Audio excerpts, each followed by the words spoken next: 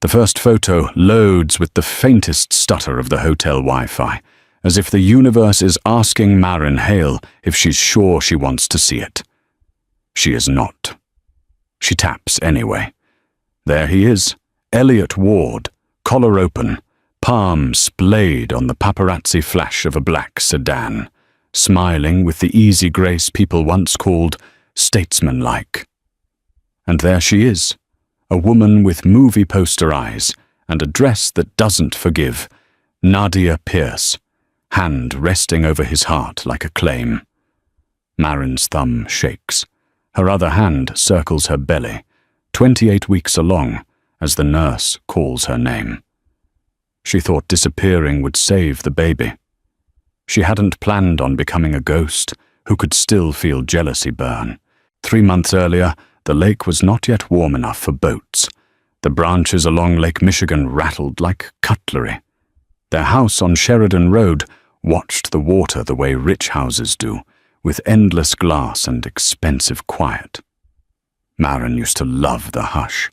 Lately it felt like a performance she was failing. "I'm late," she'd said, unwrapping the pregnancy test with hands that had spent the day packaging care baskets for a domestic violence shelter on the South Side. Elliot was in his office with 3 screens, the blinking constellation of Ward Strategics holdings reflected in his glasses. His eyes lifted. "Late for what?" She smiled then, a stitch that pulled. "Not for what? Who?" A beat, then relief, then something else that never made sense. Calculation, maybe. "We'll talk tonight," he'd said, standing to kiss her, phone rumbling in his pocket. "This is good news, Ma. We'll make everything safe." Safe. That word would return like a tide, dragging pieces of them out to deeper water. That night she woke to find him in the hall whispering, "We'll contain it. Yes, get legal." She can't. No, she doesn't know. His voice had the softness he reserved for reporters and donors. He stepped into the cold pantry, as if secrecy preferred tile. In the morning, he was sunshine and omelettes, and let me, taking her plate, warming her tea. He talked about prenatal vitamins and expanding the nursery, then pivoted to a fundraising gala for the literacy non-profit. His attention was a spotlight. She basked, she squinted. Then the mail came, a thick envelope marked confidential, with her maiden name scrawled in a hand she didn't recognize.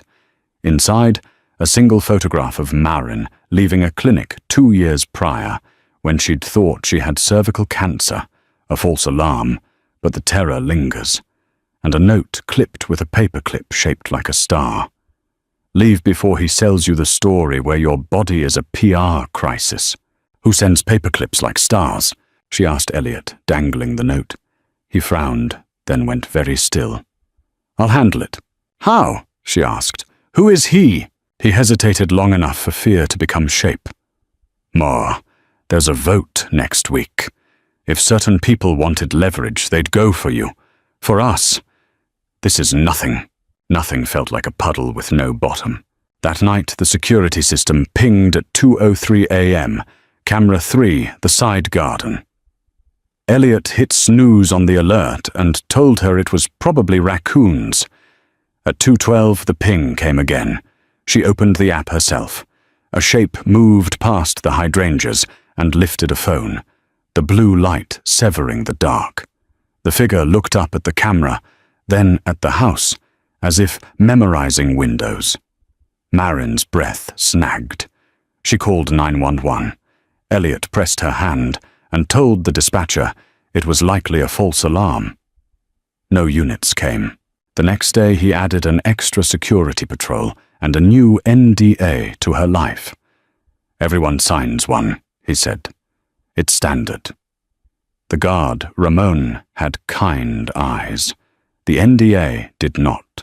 That week, she learned what it is to be adored and not trusted. Every door had a code. Every phone call with her sister Elsie drew a quick, "I'll catch you later," from Elliot, as if privacy were an offense. Maren began to feel like an exhibit at a museum. Here we see the wife of a philanthropist, private creature, Do not tap the glass. The second envelope came on a Wednesday. The doctor was wrong. You're the one who can't carry him. It included a tabloid photo of Elliot leaving a downtown restaurant with a woman whose hair flashed like copper. Nadia Pierce, actress, famously single, notoriously photographed in unintentional candor.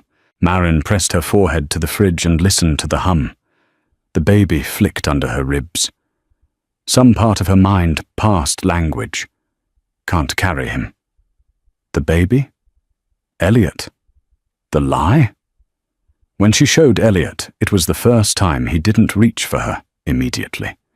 He stared at Nadia's picture, then met Marin's eyes, as if the floor beneath them had revealed a trap door. Nadia is a donor, he said. We took a meeting about her foundation. After hours, Marin asked. Privacy matters to some people. He exhaled slow. They want us to stumble, Ma. If you run, they win. She didn't run. Not yet. Instead, she began to pack 2 bags. Quietly, one for logic, prenatal vitamins, cash, the tiny stuffed bear she'd bought for a future she wasn't yet sure existed, and one for grief, the sweater Elliot had always borrowed, the framed Polaroid of their first apartment where the heater clanked like a drumline, but the window let you see the city breathe. The third envelope wasn't paper. It was a call from a blocked number, while Elliot did a TV hit about school lunch reform. He has a type, a woman's voice said, bored, cigarette hushed. Girls who apologize for taking up space. You should see how quickly he ditched the last one when she turned out complicated. Who is this? Marin asked, heart galloping. The kind of friend you think you don't need, the voice said. You have 3 days before a story drops. If you don't want your medical history dissected on morning television, disappear. Click. Marin's breath didn't return for minutes. She went upstairs and found Elliot smoothing the knot of his tie. You okay? I'm going to Elsie's, she lied, and he nodded, distracted by his reflection. She left. She did not go to Elsie's. She took the back roads out of Evanston in a car that smelled like rental agency air. She drove until the homes got smaller and the gas station bathrooms weren't trying to impress anyone. She didn't have a plan, except not here. The voice had said 3 days.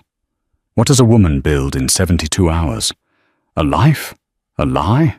A cocoon? In Rockford, she parked behind a strip mall and cried into a napkin. In Madison, she bought a prepaid cell and texted Elsie, I'm safe. Don't ask. Don't tell.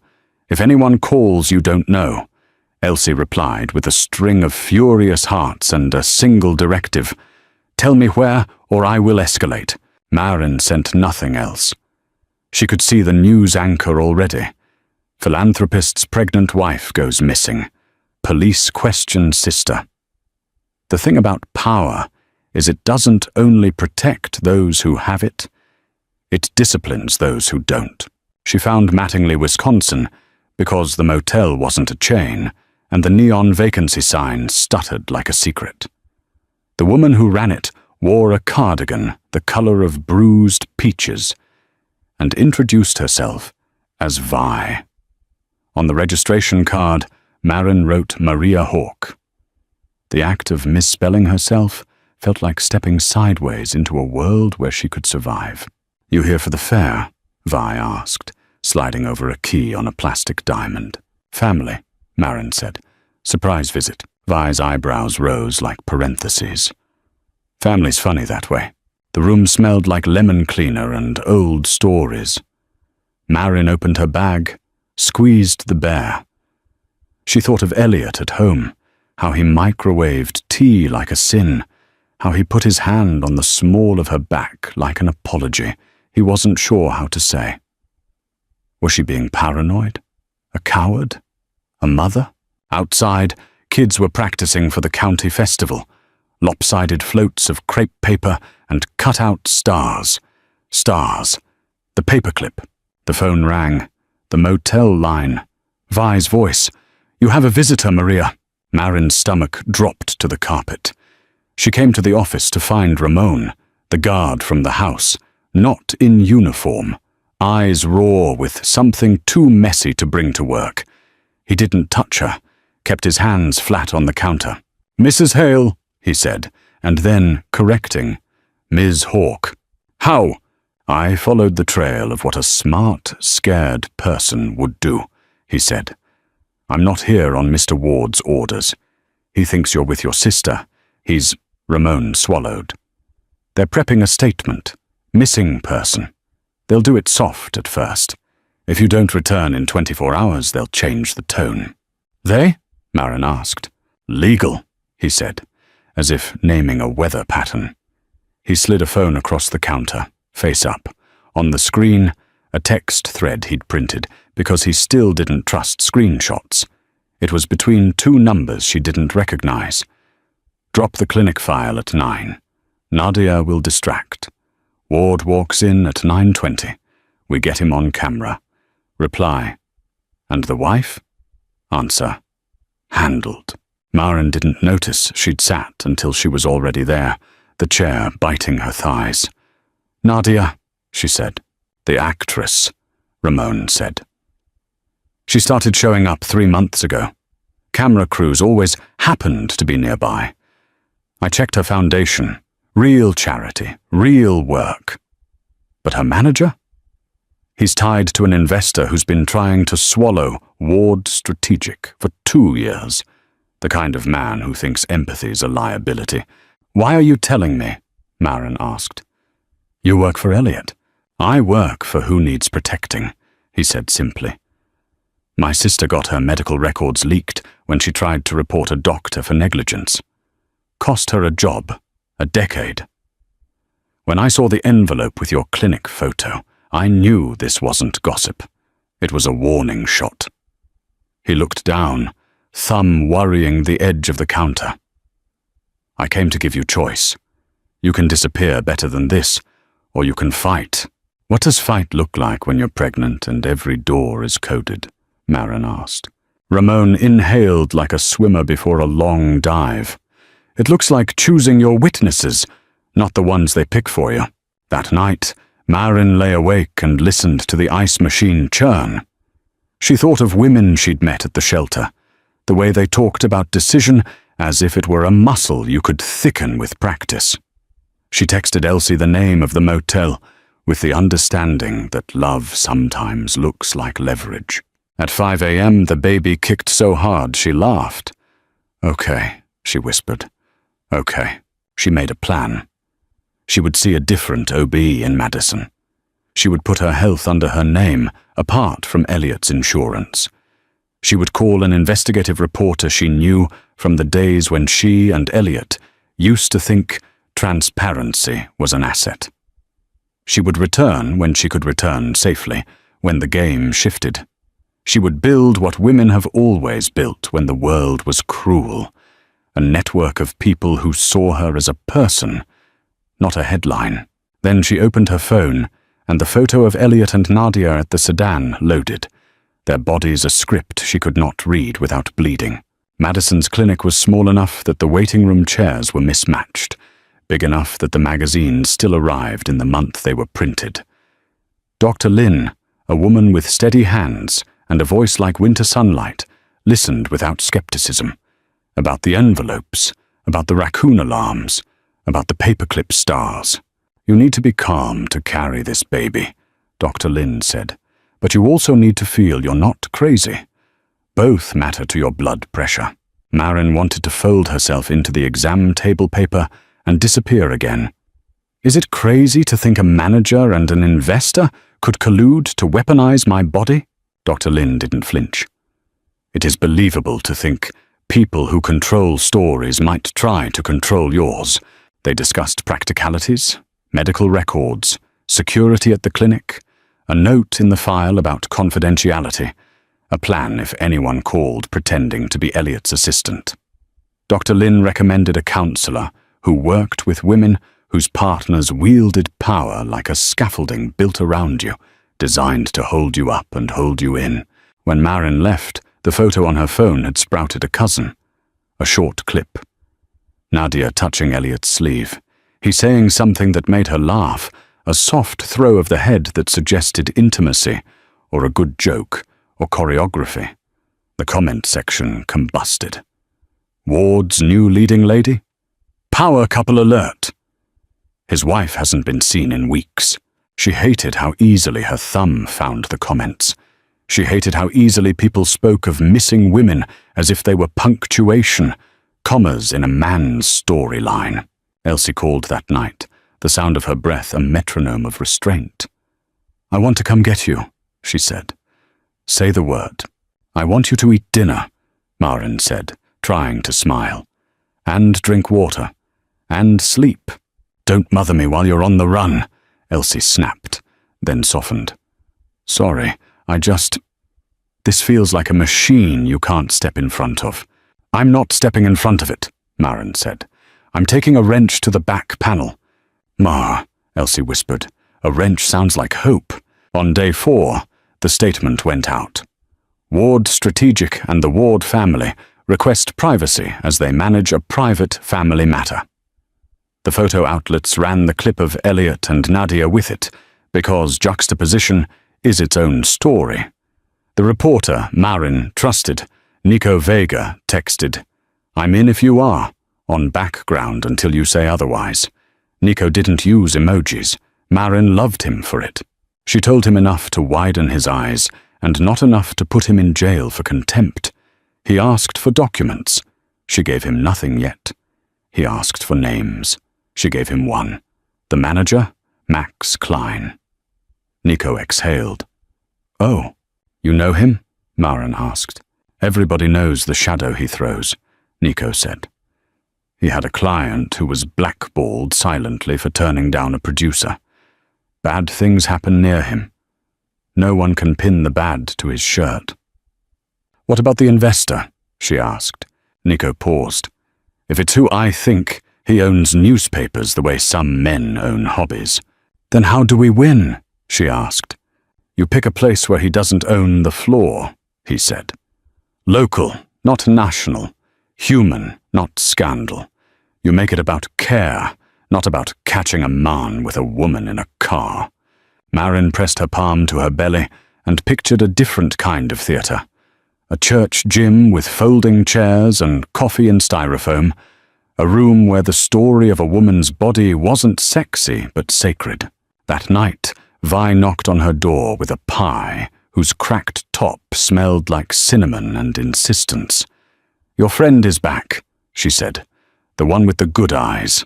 Ramon sat on the curb, elbows on his knees. He didn't bring files this time, just a look that hurt. I told him, he said, before she asked. Not where you are, just that you're safe. He cried. Maren counted the spaces between his words. Cried like a man who lost his favorite watch, she said. Or cried like someone who knows he left a woman to choose between her lungs and her privacy.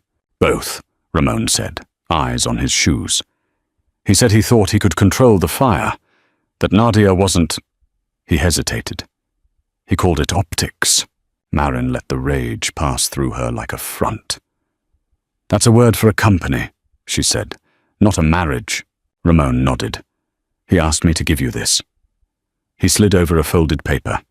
Inside, a printed screenshot of an email chain between Elliot and Legal from 2 weeks earlier. Dr. Bernstein's note. Bernstein being their first OB. Elliot, we don't sign an NDA with my wife's doctor. We're not building a bunker. We're building a home. Legal, we will advise. Elliot again.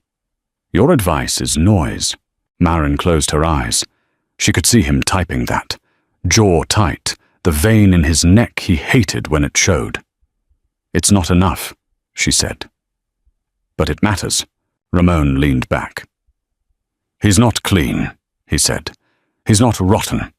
He's a man who thought he could shape a storm with a press release. And Nadia? Maren asked. The actress's face floated in her mind with a glamour that was less about makeup and more about entitlement. Ramon's mouth twisted. She started in theatre. Good girl, good work ethic, they say. Then she met Max. He builds careers by teaching people to pretend faster than their bodies can agree. Marin looked up at the motel's long strand of lights. A moth battered itself against a bulb. I'm going to take Nico's advice, she said. When I go back, I want to have witnesses who aren't paparazzi. She glanced at Ramon. Will you be one? I don't like cameras, Ramon said softly. But I like the idea of your child learning that a man can refuse orders. Elliot's office had soundproof walls and a view of a city that loved him like a winning team. On a Thursday evening, he let Nico in through the freight elevator. The journalist's notebook stayed in his pocket. The recorder stayed off. I know you're dirty, Nico said without malice. I don't know where. Help me find a spot you're willing to wash. Elliot laughed without humor. Do you always open like this? Only with men who own their press statements, Nico said. Where is your wife? Safe, Elliot said. The word tasted unsatisfying now. Not where your sources think. Why isn't she here? Nico asked. Because every door in this place has a price tag, Elliot said, surprising himself. You think you understand privacy until you can buy it, and then you realize you've purchased a performance. Nico looked at him for a long time. Max Klein, he said. You trying to draw him out? I was, Elliot said. Now I'm trying to keep my kid from being born into a circus. He handed over an envelope. Inside, printouts of contracts, NDA templates, a schedule of informal meetings with Nadia at places where cameras like to linger, and an email from Max Klein to an investor liaison. He'll break with the wife soon. We'll time the rollout with the acquisition chatter. A reply from the investor's man. Warm him with access to our platforms. Make him a thought leader. He loves a panel. Nico whistled low. They're not even shy. Men like that think shame is for amateurs, Elliot said, leaning back. He looked older than his 41 years, the light of the glass skyline turning him into a silhouette. Do you have kids? No, Nico said. I watch other people's and try not to ruin them. Elliot rubbed his eyes. Here's the part that won't make your story tidy. I liked Nadia. She was smart and funny and clear about her ambition. I thought, if I stand near that, it will be contagious. Not the fame, the clarity. He paused. Then the cameras started not leaving, and the envelopes started arriving, and my wife's hands shook when she poured tea, and I thought I could wrangle a narrative I should have burned. You're saying you didn't cheat, Nico said. I'm saying I let a woman who wasn't my wife become the audience for parts of me I should have earned back home, Elliot said. If that's not cheating, it's the rehearsal. Nico tucked the envelope into his bag. Your investor is 3 moves ahead, Elliot said. He'll throw Max under a bus shaped like a gift card if he needs to. Nadia may not even know she's a piece. Or she might. I can't decide which is worse. What do you want me to do with this? Nico asked. Make it about power, Elliot said. Not about me as a man who smiled near a pretty person. You know it's going to be both, Nico said. I know, Elliot said. I also know my wife is going to come home when the ground is less hungry. Marin returned to Chicago, the way a diver returns to the surface, slowly, calculating pressure. She didn't go to Sheridan Road. She went to the South Side shelter first, the one where she'd coded a donation database and drilled kids on spelling, because somewhere along the way, she'd turned out to be good at both. The director, Lark, hugged her, like a sister who knew when not to ask. He used to volunteer here himself, Lark said, pouring coffee that tasted like courage. Before that last campaign turned him into a brand. I don't want to be anyone's brand, Marin said. Then be a person, Lark said. We can build a world around that. They turned the gym into a forum, not a press conference. Nico talked her out of microphones on a riser. Folding chairs in a circle, no podium. Vi from the motel sent Pi with a note that said simply, "For when girls tell the truth." Ramon stood near the door like a lighthouse. Elsie passed out index cards for people who didn't trust their voices yet. Before the forum, Marin met with Dr. Lin's recommended counselor, a woman named Anita, whose office had a rug like a coral reef and a jar of peppermints that looked like tiny planets. "I want to go back," Marin said, "but not to the house we had." "You want to go forward?" Anita said. "Home is sometimes a verb." At the shelter, when they opened the doors, the room filled with women and men who knew exactly how stories get made and unmade. A teacher who'd had her divorce papers printed by a gossip site. A paralegal who'd watched a partner destroy a junior associate with rumors. A teenage girl in a hoodie who just wanted to know how to print a restraining order request without her aunt seeing the browser history. And yes, a few reporters, including Nico. Marin spoke without notes. She didn't name the investor. She named behaviors. "A man convinced me that the air was safer inside his fences," she said. "He wasn't a monster. He was practiced at control posing as care, practiced at assuming my privacy was a bargaining chip that could be tucked into the pocket of a deal and returned later. Maybe, if it matched the suit." She put a hand on her belly and felt the baby roll, a wave under the skin. "I left because I want my child to learn that safety isn't the absence of noise, it's the presence of people who won't sell your silence." When she finished, she wasn't sure she'd made a dent in anything but herself. Then the teacher stood, then the paralegal, then the teenager, who simply said, "I'm not going home tonight." And Lark squeezed her shoulder and said, "We'll help you figure out a different sentence for tomorrow." Nico spoke last, not as a reporter, but as a citizen. "When we run this," he said, "we'll frame it as a community conversation about power and privacy. If the tabloids want to run stills of a man and a woman near a car, they can. We'll put your words against the machine and let the city decide which sound it prefers." After the forum, Elliot waited outside under a hackberry tree that shed its tiny berries like confetti if you jostled it. He looked wrong there. Too crisp, too broadcast. He held a bag with her favorite ginger cookies from a bakery that spelled everything with unnecessary vowels. He didn't approach until Elsie nodded once. Ramon crossed his arms and watched the street. "Marin," Elliot said. The sound of her name in his chest reached her like a song she used to listen to when the dishes needed doing and the window was open. "I won't touch you unless you ask." She nodded, appreciating the sentence construction. "You made a mess," she said calmly. "Yes," he said. "I practiced a mess and called it strategy." "Nadia," she asked. "A person," he said. "Not an enemy. Not my future." "Max?" she asked. "A server of fires," he said. "I've been feeding him dry wood with my attention." "And the investor?" Elliot looked at the shelter door. "A man who thinks truth is a commodity. I'm going to make him regret that thesis." Marin considered. "You'll lose money," she said. "Maybe the company." "Yes," he said. "I'd like to keep our kid." His voice cracked on our, and she almost forgave him for a sentence. "You don't get to keep me," she said gently. "You might earn me." He closed his eyes like a man who'd just been handed a prescription that would heal him slowly. "I'll show up where you are," he said. Not with cameras, with groceries. It was an unglamorous promise. It glowed anyway.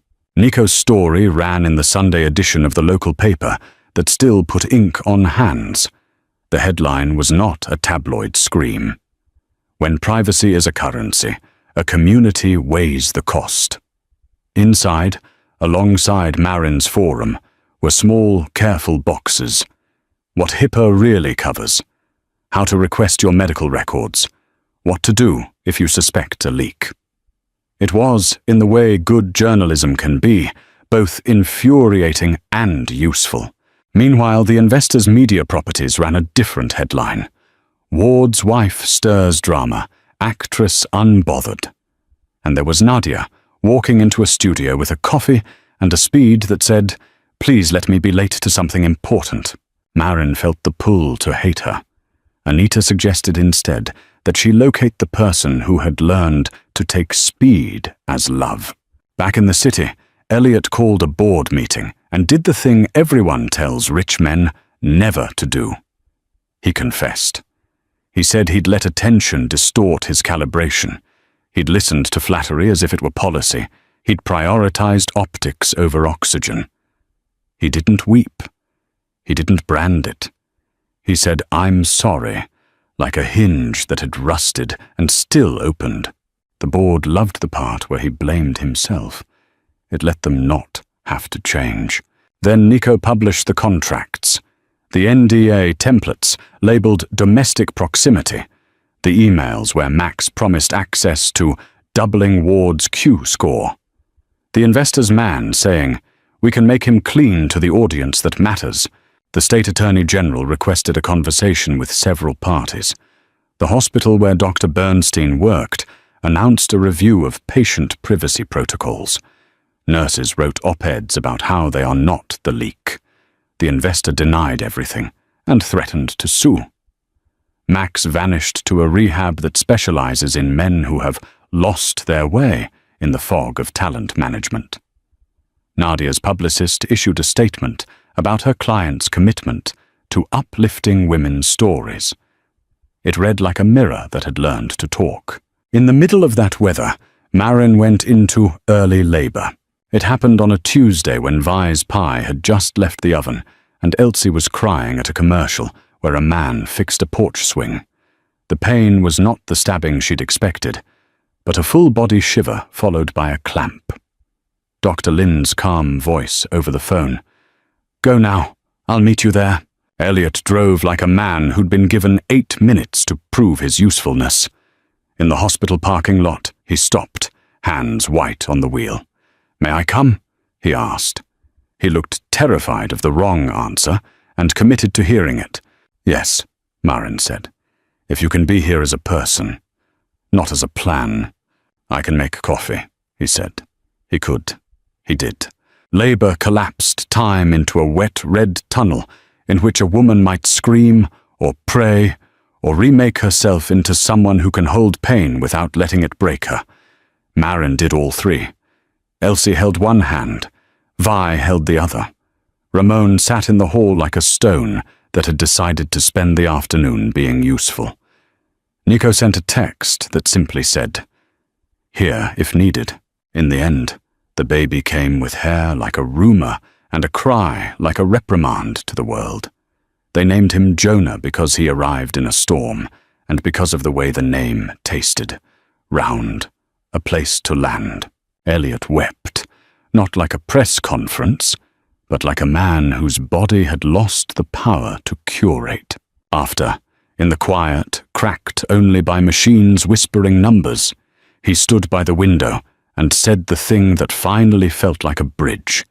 "I want to learn how to be the father of a child who will someday ask what we did when people tried to buy his mother's story.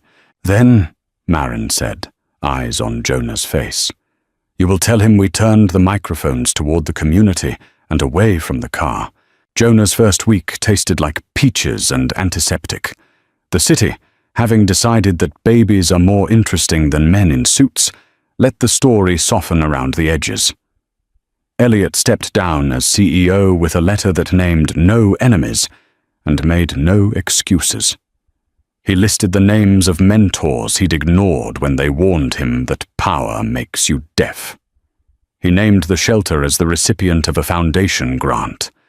He named Nico as the journalist, whose work reminded me that accountability is less a gotcha than a garden. The investor sued the paper. It backfired loudly. In Discovery, emails surfaced that tethered him to IT firms known for data enhancement.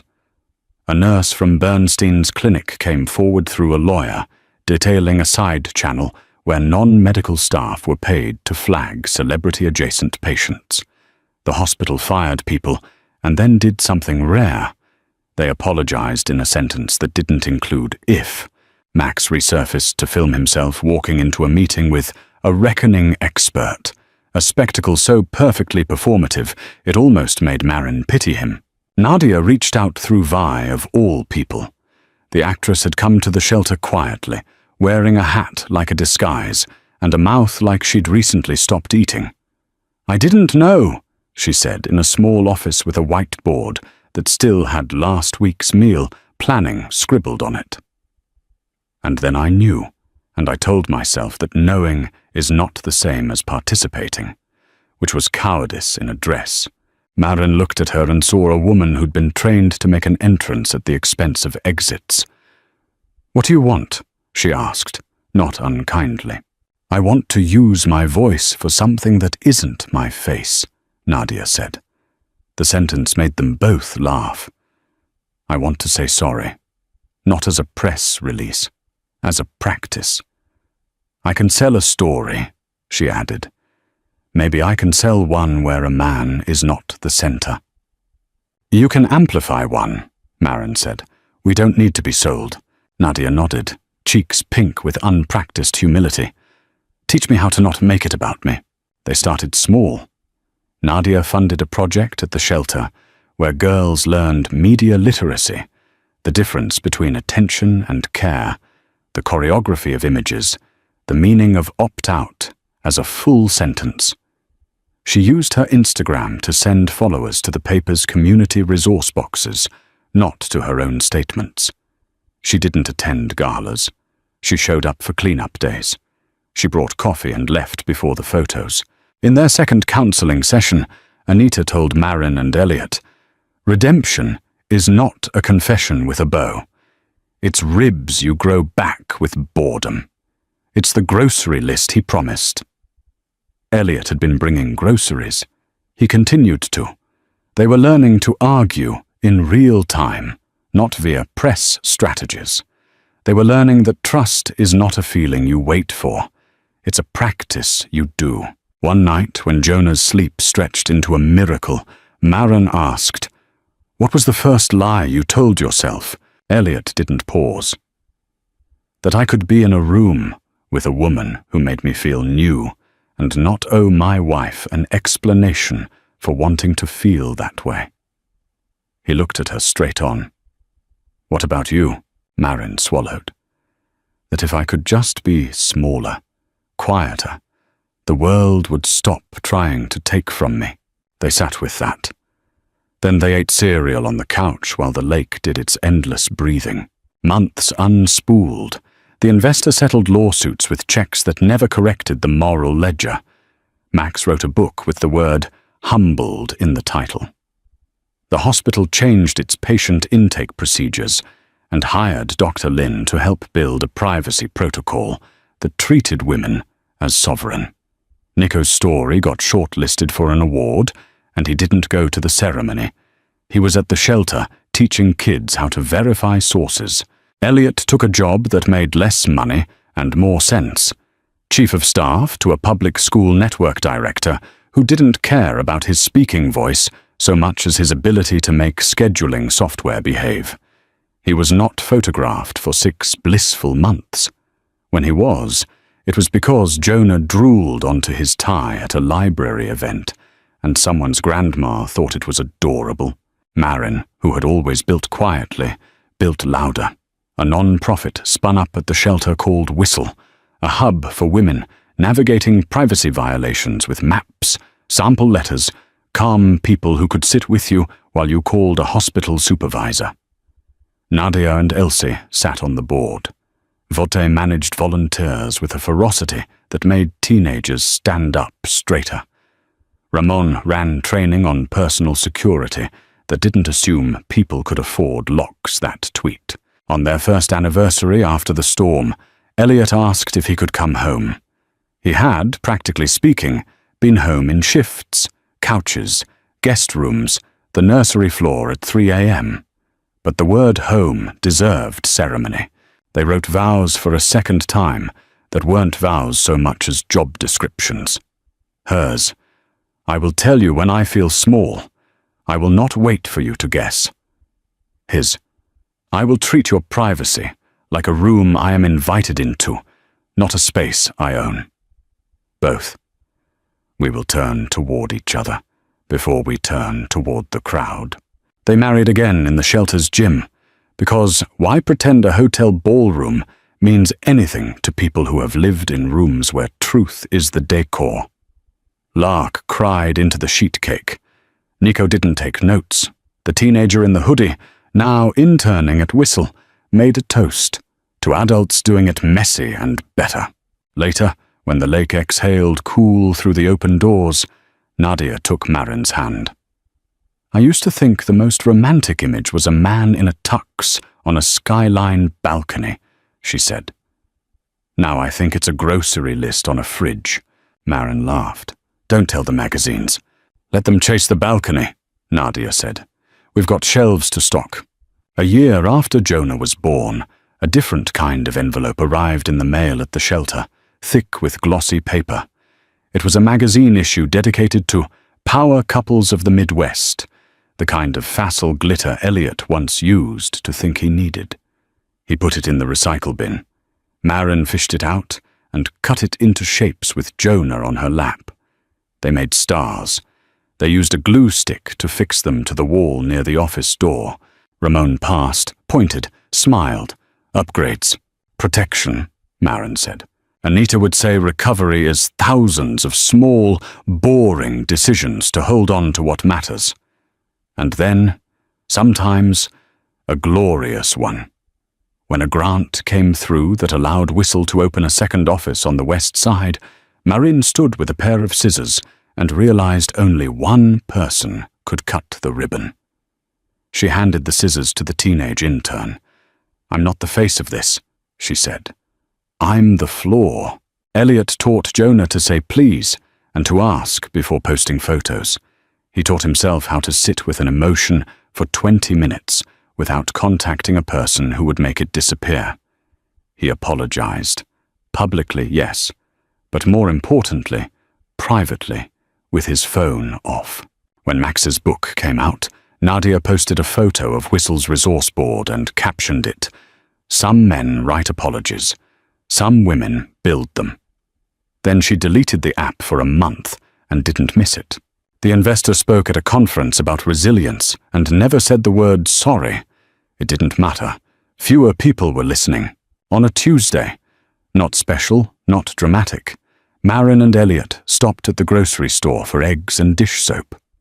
At the register, a woman behind them with a toddler on her hip looked at Marin and said, as if commenting on the weather, "That forum you did, it made me ask my boss for doors that lock." She shrugged. He said yes. Marin felt that sentence land somewhere sacred. "Good," she said.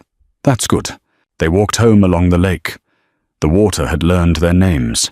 The house on Sheridan Road still had its glass and its hush, but now the quiet felt like a room where you could take your shoes off and tell the truth. On the fridge, a list. Milk, eggs, toilet paper. Call Dr. Lin about Jonah's rash. Pie from Vi if we're lucky. Underneath it, a paper star. Marin took Elliot's hand. "Okay," she said. The same word she'd said in the motel, in the hospital, under the hackberry tree. It was ordinary, and it was everything. They went inside. If you stayed with Marin and Elliot to the end, thank you. Stories like theirs aren't fairy tales.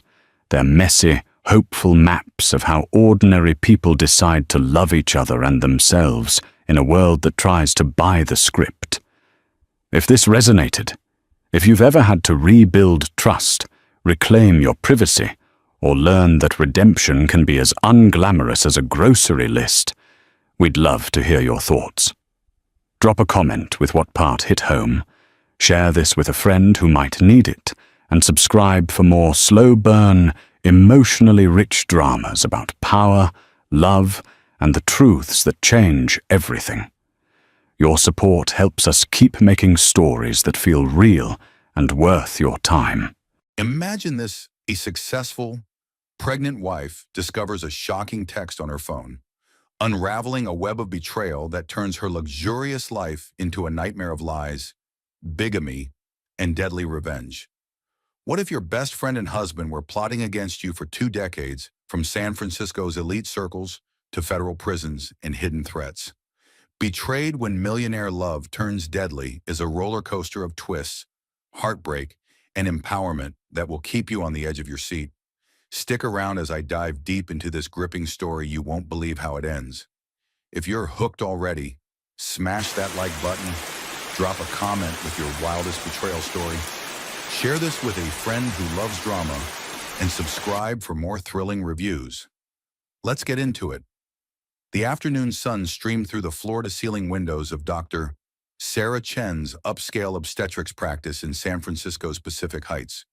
Sophia Matthews adjusted her flowing Diane von Furstenberg maternity dress and smiled at the ultrasound image in her manicured hands.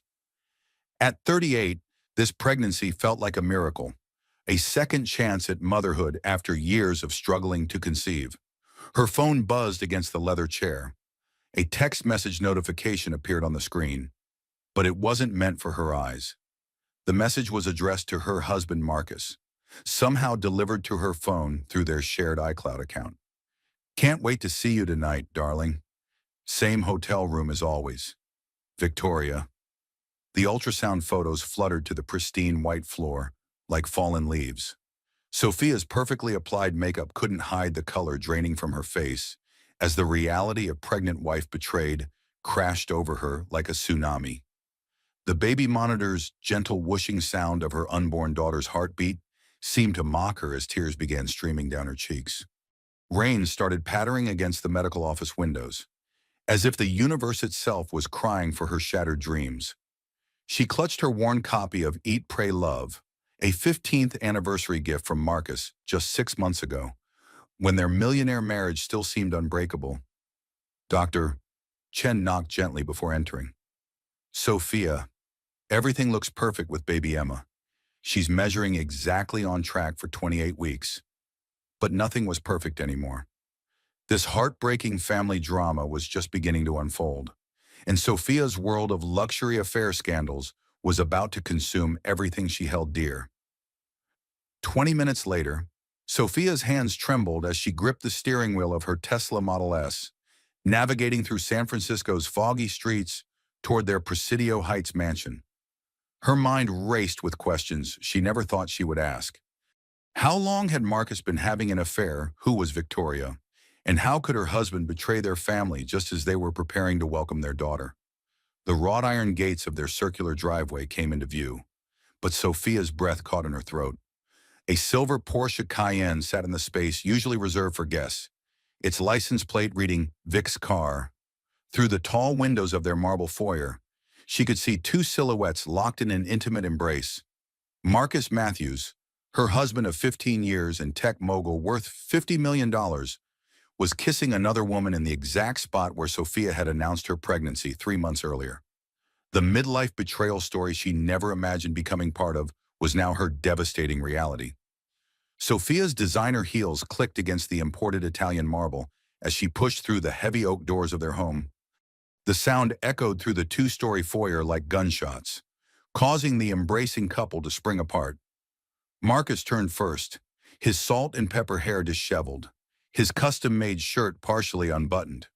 At 42, he still carried the confidence of a man who had built his tech empire from nothing, but guilt flickered across his steel-gray eyes. The woman beside him was breathtakingly beautiful. Victoria Sterling stood with the poise of someone who had never doubted her place in the world. At 35, she possessed the kind of effortless elegance that had once made her Sophia's closest friend during their book club days in Marin County. "Sophia," Marcus stammered, straightening his shirt. "You're home early." "Victoria." Sophia's voice cracked with disbelief. "My book club friend Victoria, the woman who helped me plan Emma's nursery, Victoria's laugh was crystalline and cruel. Oh, Sophia, you always were so naive. Did you really think Marcus married you for love? A tech mogul needs a proper wife for board meetings and charity galas? I've been his real love for 2 years.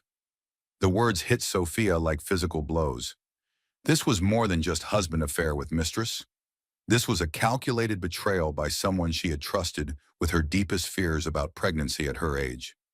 Someone who had listened to her worries about feeling invisible in her marriage. Marcus stepped forward, reaching for Sophia's hands. Sophia, please. This isn't what you think. I can explain everything. Explain what? Sophia's voice rose. Explain how you've been living a double life while I've been growing your child. Explain how my best friend has been laughing at me behind my back for 2 years. Victoria examined her perfectly manicured nails with studied indifference. Marcus was going to tell you after the baby was born. We didn't want to stress you during the pregnancy. We're not monsters. Sophia. Shri, not monsters. Sophia's laugh bordered on hysteria. You're having an affair with my husband, and you think timing makes it better? Marcus's face crumpled with what appeared to be genuine remorse. Sophia, I made a terrible mistake. Victoria, she pursued me when I was going through that difficult period with the company 2 years ago. You were so focused on fertility treatments, and I felt alone. It started as friendship, and then you fell for her because she's younger and doesn't have stretch marks or morning sickness. Sophia's hand instinctively moved to her rounded belly. No, that's not it at all. Marcus moved closer, his voice desperate. Sophia, you're carrying my child. You're my wife. This thing with Victoria, it's over. Right now, I choose my family. Victoria's perfect composure slipped for just a moment, a flash of rage crossing her features before she regained control. Of course, Marcus. Whatever you think is best. But as Victoria collected her purse from the marble console table, she whispered just loud enough for Sophia to hear. You might want to check the guest bathroom upstairs. Sophia, I left something behind. After Victoria's Porsche disappeared through the gates, Marcus fell to his knees in front of Sophia, grasping her hands. I'll do anything to make this right. Couples therapy. Whatever you need. I can't lose you and Emma. Sophia looked down at the man she had loved since she was 23. The man who had promised to cherish her through better and worse. But Victoria's parting words echoed in her mind. Against her better judgment, she climbed the curved staircase to their guest wing. The pregnancy test sat on the marble counter like a loaded weapon. 2 pink lines stared back at her, clear and undeniable. Victoria was pregnant too. Marcus's voice called from downstairs. Sophia, where did you go? We need to talk about our future. Shuturum. But standing in that pristine bathroom, holding evidence that her millionaire husband cheating had produced 2 pregnancies, Sophia realized their future had already been decided. The best friend Mistress luxury affair scandals were about to destroy everything she had built over 15 years of marriage. The emergency room lights at UCSF Medical Center were harsh and unforgiving as Sophia lay on a hospital bed, fetal monitors strapped around her swollen belly. The stress of discovering Marcus's affair and Victoria's pregnancy had triggered contractions at 28 weeks, dangerously early for baby Emma. Dr. Sarah Chen moved efficiently around the bed, checking monitors and adjusting IV lines. The contractions are slowing down, but we need to keep you here for observation. Stress can be incredibly dangerous during pregnancy. Sophia. Marcus paced beside the bed like a caged animal, his expensive suit wrinkled from hours of worry. Is the baby going to be okay? Is there anything I can do? The baby appears stable for now, Dr. Chen replied coolly. But Sophia needs complete rest and zero stress. That means addressing whatever caused this crisis. Through the hospital window, Sophia watched the fog roll over San Francisco Bay. The city looked peaceful from here, but her world was anything but calm. Her phone had been buzzing constantly with messages from her sister Maya in Chicago. offering support despite their estrangement over the years. "I called Maya," Sophia said quietly. "She's flying out tomorrow." Marcus stopped pacing. "Maya, Sophia, we can handle this as a family. We don't need her interfering in our marriage." "Our marriage?" Sophia's laugh was bitter. "Marcus, you're having a baby with another woman. I think Maya's interference is the least of our problems." A soft knock interrupted their conversation. Victoria Sterling stepped into the room carrying an enormous bouquet of white lilies, funeral flowers. Sophia realized with a chill. "I came to apologize," Victoria said, her voice dripping with false concern. "I never meant for you to find out this way, especially during your pregnancy." Dr. Chen's expression hardened. "I'm sorry, but only family members are allowed in the maternity ward." "Oh, but I am family now," Victoria smiled, placing one hand on her still flat stomach. "Marcus and I are expecting two, due in February, just 3 months after little Emma." The fetal monitor began beeping more rapidly as Sophia's blood pressure spiked. Dr. Chen immediately moved to her side, checking the readings with growing concern. "Everyone out," Dr. Chen ordered firmly. "My patient needs rest, not more stress." But Victoria wasn't finished. As Marcus ushered her toward the door, she turned back to Sophia with a smile that didn't reach her eyes. "You know, Sophia, Marcus has been so worried about you. He told me how difficult this pregnancy has been, how emotional you've become. He's concerned about your ability to handle motherhood at your age, especially with your family history of mental illness." "My family history?" Sophia's voice was barely a whisper. "Your mother's breakdown after your father left, the depression that runs in your family. Marcus shared everything with me. He's worried that postpartum depression might be dangerous for you and the baby." The room spun around Sophia as Victoria's words sank in. Not only had Marcus betrayed her body and their marriage, but he had also shared her deepest vulnerabilities with his mistress. Every fear she had confided in him about her mother's struggles, every anxiety about becoming a mother in her late 30s. Victoria knew it all. After they left, Dr.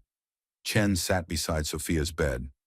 "That woman is not your friend, and what she said about your mental health is completely inappropriate. Your pregnancy has been textbook normal, and there's no indication of any mental health concerns." Sophia wiped away tears she hadn't realized were falling. "She knows things about my family, about my fears. Marcus told her everything." "Then he's violated your trust in more ways than one," Dr. Chen said gently. "But right now, we need to focus on keeping you and Emma healthy. Have you considered reaching out to a therapist not because there's anything wrong with you, but because you're dealing with an incredibly traumatic situation?" That night, alone in her hospital bed, Sophia began writing in a journal that Dr. Chen had suggested. The therapeutic writing felt foreign at first, but slowly, words began flowing like a dam breaking. "I gave up my interior design career for Marcus's ambitions. I moved across the country from my family. I endured years of fertility treatments while he built his empire. And for what? To be discarded for a younger model who was supposed to be my friend?" The writing continued until dawn, and for the first time since discovering the affair, Sophia felt a spark of something besides despair. It might have been anger, or it might have been determination, but it was hers. When the morning nurse brought her discharge papers, Sophia's heart stopped. At the bottom of the insurance information, a red stamp declared, "Coverage terminated, premiums past due." The $45,000 emergency room bill was now her responsibility. Marcus hadn't just betrayed her emotionally, he had abandoned her financially when she needed him most. This wealth loss and infidelity was just beginning, and Sophia was about to discover exactly how deep her husband's deception ran. The Whole Foods in Pacific Heights had always been Sophia's sanctuary. The organic produce section, the artisanal cheeses, the friendly staff who knew her by name. It all represented the comfortable life she had built with Marcus. But as she stood at the checkout counter with prenatal vitamins and ingredients for the nursery, she was still hopefully preparing. Her Platinum American Express card was declined. "I'm sorry, ma'am, But this card has been rejected, the cashier said quietly, trying to preserve Sophia's dignity as other customers began to notice. Heat flooded Sophia's cheeks as she fumbled for her backup card. Also declined. Her personal checking account card. Declined. The realization hit her like a physical blow. Marcus had frozen all their joint accounts, leaving her financially stranded while 7 months pregnant. "I'll need to call my bank," Sophia murmured, abandoning her cart and walking quickly toward the exit. Several society women from their neighborhood watched with barely concealed curiosity. By evening, news of Sophia Matthews' financial difficulties would be spreading through their social circle like wildfire. In her Tesla, Sophia called Jennifer Walsh, her college roommate who had become one of San Francisco's most successful divorce attorneys. They had drifted apart over the years, but Jennifer had always told Sophia to call if she ever needed anything. "Sophia, my God, it's been too long." Jennifer's warm voice was exactly what Sophia needed to hear. "Jen, I need help. Marcus is having an affair, and I think he's trying to hide our assets." There was a pause. "Can you come to my office right now? And Sophia, don't sign anything, don't agree to anything, and don't leave the state without telling me first." Jennifer's law office occupied an entire floor of a downtown high-rise, with stunning views of the Bay Bridge. Jennifer herself had changed dramatically since college. Her wild curls were now sleekly straightened, her bohemian style replaced by power suits and designer accessories. But her eyes still held the fierce loyalty that had made them inseparable friends 20 years ago. "Tell me everything," Jennifer said, pouring Sophia a cup of herbal tea. As Sophia recounted the affair, the pregnancy test, and the financial sabotage, Jennifer took detailed notes. Her expression grew increasingly grim as the story unfolded. "Sophia, this is worse than a simple affair. What Marcus is doing, freezing assets, canceling insurance while you're pregnant, this is financial abuse. And if he's hidden $30 million in offshore accounts like you suspect, we're looking at potential fraud." $30 million, Sophia's voice was weak. "I ran some preliminary searches on his company's filings. There are significant discrepancies between what he's reported as personal income and what's showing up in your joint assets. Either he's been hiding money for years, or he's been embezzling from his own company." The weight of pregnant wife financial betrayal and millionaire marriages settled over Sophia like a lead blanket. She had been so focused on building their family that she had completely ignored their finances, trusting Marcus to handle everything. "What are my options?" Sophia asked. "First, we file for temporary spousal support in child support. California is a community property state, so half of everything earned during your marriage belongs to you. Second, we get a forensic accountant to trace every dollar Marcus has moved in the past 5 years. Third, we prepare for war, because men like Marcus don't give up their money easily." That evening, Marcus returned to their mansion with flowers and takeout from Sophia's favorite restaurant. His attempt at normalcy felt grotesque given the circumstances. "I heard you had some trouble at Whole Foods today," he said carefully. "I'm sorry about the credit cards. It was a banking error. I've fixed everything." "A banking error?" Sophia's voice was dangerously calm. "Marcus, you canceled our health insurance while I was in the hospital. You froze accounts that pay for groceries and gas. That's not a banking error. That's financial warfare." Marcus set down the flowers and faced her directly. "Sophia, I know you're angry, and you have every right to be, but I'm trying to protect our family's assets during this difficult time. If you file for divorce, it could trigger a cascade of legal issues that could bankrupt us both." "Bankrupt us or bankrupt you?" Sophia pulled out her phone and showed him a text from Jennifer. "Because according to my attorney, you've moved $30 million into accounts that I can't access. That's not protecting our family. That's protecting yourself." For the first time since she had known him, Marcus looked genuinely frightened. "You hired Jennifer Walsh, Sophia. She's a shark. She'll destroy both of us to get her fees." "Maybe I need a shark," Sophia replied, "because apparently I've been swimming with one for 15 years without realizing it." Marcus sank into their leather sofa, suddenly looking older than his 42 years. Okay, you're right. I did move money, but not to hide it from you, to protect it from potential lawsuits. The company is facing some regulatory challenges, and I didn't want our personal assets at risk. What kind of regulatory challenges? SEC investigation.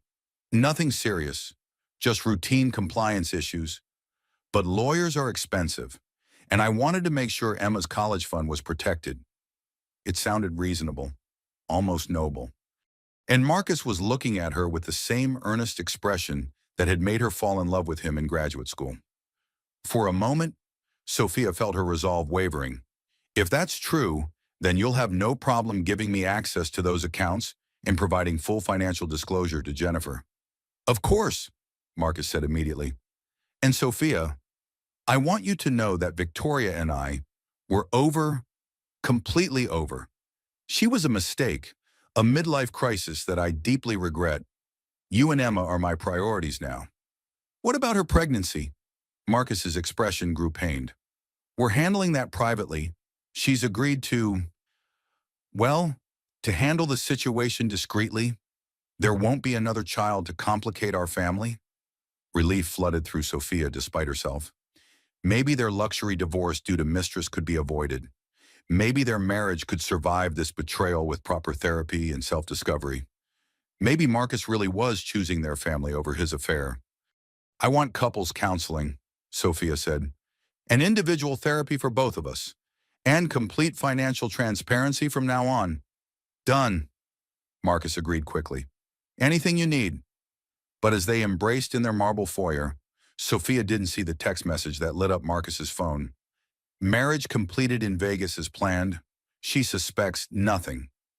The false victory Sophia felt in that moment would soon crumble into dust, because the millionaire husband cheating asset division lessons she was about to learn would be far more devastating than anything she could imagine. Marcus and Victoria hadn't ended their affair. They had just made it legal. The revelation came 3 days later through a phone call from Jennifer that shattered Sophia's fragile hope like glass hitting concrete. Sophia, you need to sit down for this. Jennifer's voice was tight with controlled anger. I ran Marcus's name through the Clark County marriage records in Nevada. He married Victoria Sterling 2 weeks ago in a Las Vegas chapel while still legally married to you. The phone slipped from Sophia's fingers, clattering against the marble floor of their kitchen. Bigamy. The word echoed in her mind as she struggled to process the implications. Not only had Marcus been having an affair, but he had also committed a felony by marrying his mistress while still married to Sophia. That means, Sophia whispered, picking up the phone with trembling hands, our entire marriage might be legally questionable now. Not questionable, invalid in Nevada, which creates a massive legal nightmare for us in California. But here's the thing. Sophia, this might actually work in our favor. Bigamy is a felony, and it proves a pattern of deception that will play very well in family court. But before Sophia could respond, she heard the familiar sound of Marcus's Tesla pulling into their driveway. He's home, she said urgently. What do I do? Nothing. Act normal. Don't confront him about this yet. We need to document everything first. Get copies of all financial records and build an airtight case. The moment he knows we have this information, he'll start destroying evidence. Marcus entered the kitchen carrying groceries and wearing the same fake smile he had maintained for days. I thought I'd make dinner tonight. That pasta dish you love from our honeymoon in Tuscany. The irony of him mentioning their honeymoon while concealing his illegal second marriage was almost unbearable. Sophia forced herself to smile back. That sounds wonderful.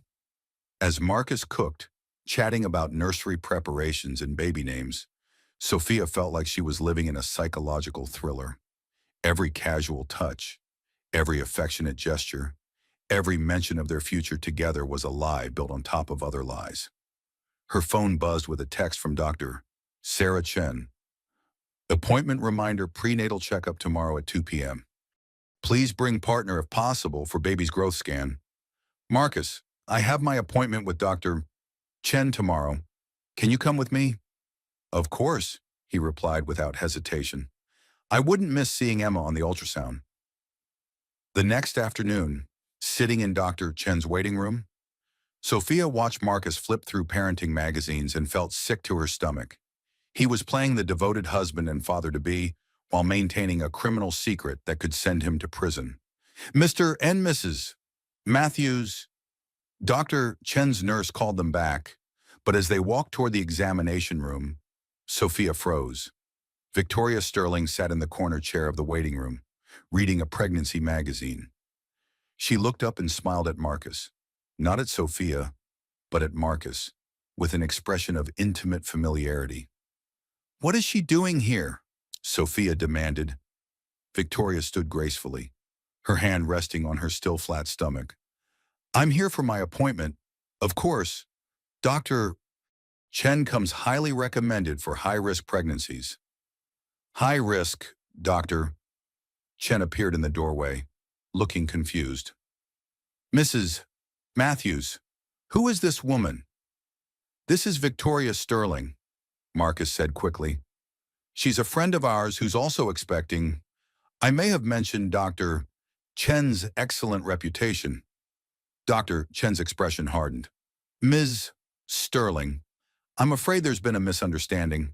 I'm not accepting new patients at this time, especially ones with potential conflicts of interest. Victoria's perfect composure cracked slightly. Conflicts of interest. When you called to make this appointment, you identified yourself as Mrs. Marcus Matthews. But Mrs. Matthews is standing right here, and she's been my patient for 8 months. The blood drained from Sophia's face as the implications hit her. Victoria wasn't just using Marcus's name casually. She was using it legally, as his wife. I think there's been a confusion with names, Marcus said desperately, but his face was pale with panic. Dr. Chen looked between the three of them with growing understanding and disgust. Mr. Matthews, I think you should leave. Both of you, she said, gesturing to Marcus and Victoria. Mrs. Matthews, my real patient, please come with me. In the privacy of the examination room, Dr. Chen's professional demeanor gave way to genuine concern. Sophia, what is going on? That woman tried to access your medical records by claiming to be Marcus's wife. She is Marcus's wife, Sophia said quietly. He married her in Las Vegas while still married to me. I just found out yesterday. Dr. Chen was silent for a long moment, processing the implications. Sophia, as your doctor, I need to tell you that this level of stress is dangerous for both you and Emma. Your blood pressure is elevated, and I'm seeing signs of preeclampsia that weren't there last week. Preeclampsia. It's a serious condition that can threaten both your life and the baby's life if it progresses. You need immediate bed rest, minimal stress, and careful monitoring. But even as Dr. Chen spoke about medical precautions, Sophia's mind was racing with the legal ramifications. If Marcus had committed bigamy, what other laws had he broken? And if Victoria had tried to access Sophia's medical records using fraudulent identification, what else was she capable of? The answer came that evening in the form of a process server at their front door. Marcus was being sued by his own company's board of directors for embezzlement and securities fraud. The SEC investigation he had dismissed as routine compliance issues was actually a full-scale criminal probe into missing investor funds. As Sophia read the court documents, she realized that her heartbreaking family drama was about to become a public spectacle. The wealthy tech mogul, his pregnant wife, and his bigamous marriage to her former best friend would be front-page news in the San Francisco Chronicle. But the worst was yet to come. As Marcus paced their living room, making frantic phone calls to his attorney, Sophia noticed a black sedan parked across the street. The paparazzi had found them. Her phone rang with an unknown number. Against her better judgment, she answered. Sophia Matthews. This is Rebecca Torres from the Chronicle's Society page. We understand your husband has been charged with bigamy and embezzlement. Would you like to comment on how it feels to discover your marriage is invalid while you're carrying his child? Sophia hung up without responding, but the damage was done. By morning, Their private tragedy would be public entertainment, and the midlife betrayal story she was living would become tabloid fodder for the entire Bay Area. Marcus appeared in the doorway, his face ashen. Sophia, I need to tell you something else. The board meeting is tomorrow, and they're voting to remove me as CEO. If that happens, our assets could be frozen pending the criminal investigation. What does that mean for Emma and me? It means, Marcus said quietly, that we might lose everything. Maya Rodriguez arrived at San Francisco International Airport like a force of nature. Her Chicago pragmatism and fierce protective instincts immediately evident as she embraced her younger sister in the baggage claim area. You look terrible, Maya said bluntly, studying Sophia's pale complexion and dark circles. At 42, Maya was 4 years older than Sophia and had always been the stronger one, the fighter who had put herself through law school while raising 2 teenagers after her divorce. I feel terrible, Sophia admitted, leading Maya to the Tesla that Marcus had forgotten to reclaim when he moved into a downtown hotel pending the criminal investigation. Good. You should feel terrible. Your husband committed bigamy and embezzlement. Your best friend turned out to be a sociopath, and you've been living in denial for months. But now I'm here, and we're going to fix this. Maya's direct approach was exactly what Sophia needed. While Marcus had always handled problems with corporate strategy and careful maneuvering, Maya attacked obstacles head-on with a tenacity that had made her one of Chicago's most successful family court mediators. First things first, Maya announced as they drove through the city. We're getting you out of that mausoleum you call a house. You can't heal in the same place where you were betrayed. But the nursery can be rebuilt anywhere. Your mental health can't. Maya's tone softened slightly. Sophia, you're 7 months pregnant with a potentially dangerous condition. Your husband is facing federal charges, and his mistress is stalking you. This isn't the time for sentimental attachment to Italian marble. They moved Sophia into a furnished apartment in the Marina District that afternoon, with Maya handling logistics while Sophia rested. Dr. Chen had been adamant about bed rest, but Maya interpreted that as rest from stress, not complete inactivity. We're building you a support system, Maya explained, unpacking boxes of Sophia's personal belongings. Starting with therapy, Dr. Rebecca Martinez came highly recommended by Dr. Chen as a specialist in betrayal trauma and perinatal mental health. Her office in Pacific Heights was warm and inviting, decorated with soft colors and comfortable furniture that immediately put Sophia at ease. Tell me about the last time you felt truly safe, Dr. Martinez asked during their first session. Sophia thought for a long moment. Before I found out about the affair, I thought I felt safe, but looking back, I think I was just comfortable in my denial. I ignored so many warning signs. What kind of warning signs? Marcus working late constantly, secretive phone calls, business trips that didn't quite add up, and Victoria, she was always asking about our marriage, our intimacy, our problems. I thought she was being a good friend, but she was gathering intelligence. Dr. Martinez nodded. Betrayal trauma is particularly devastating because it shatters our basic assumptions about trust and safety. You're not just grieving the end of your marriage, you're grieving the loss of your entire worldview. Meanwhile, Maya had been conducting her own investigation into Marcus's finances and Victoria's background. What she discovered was more disturbing than anyone had imagined.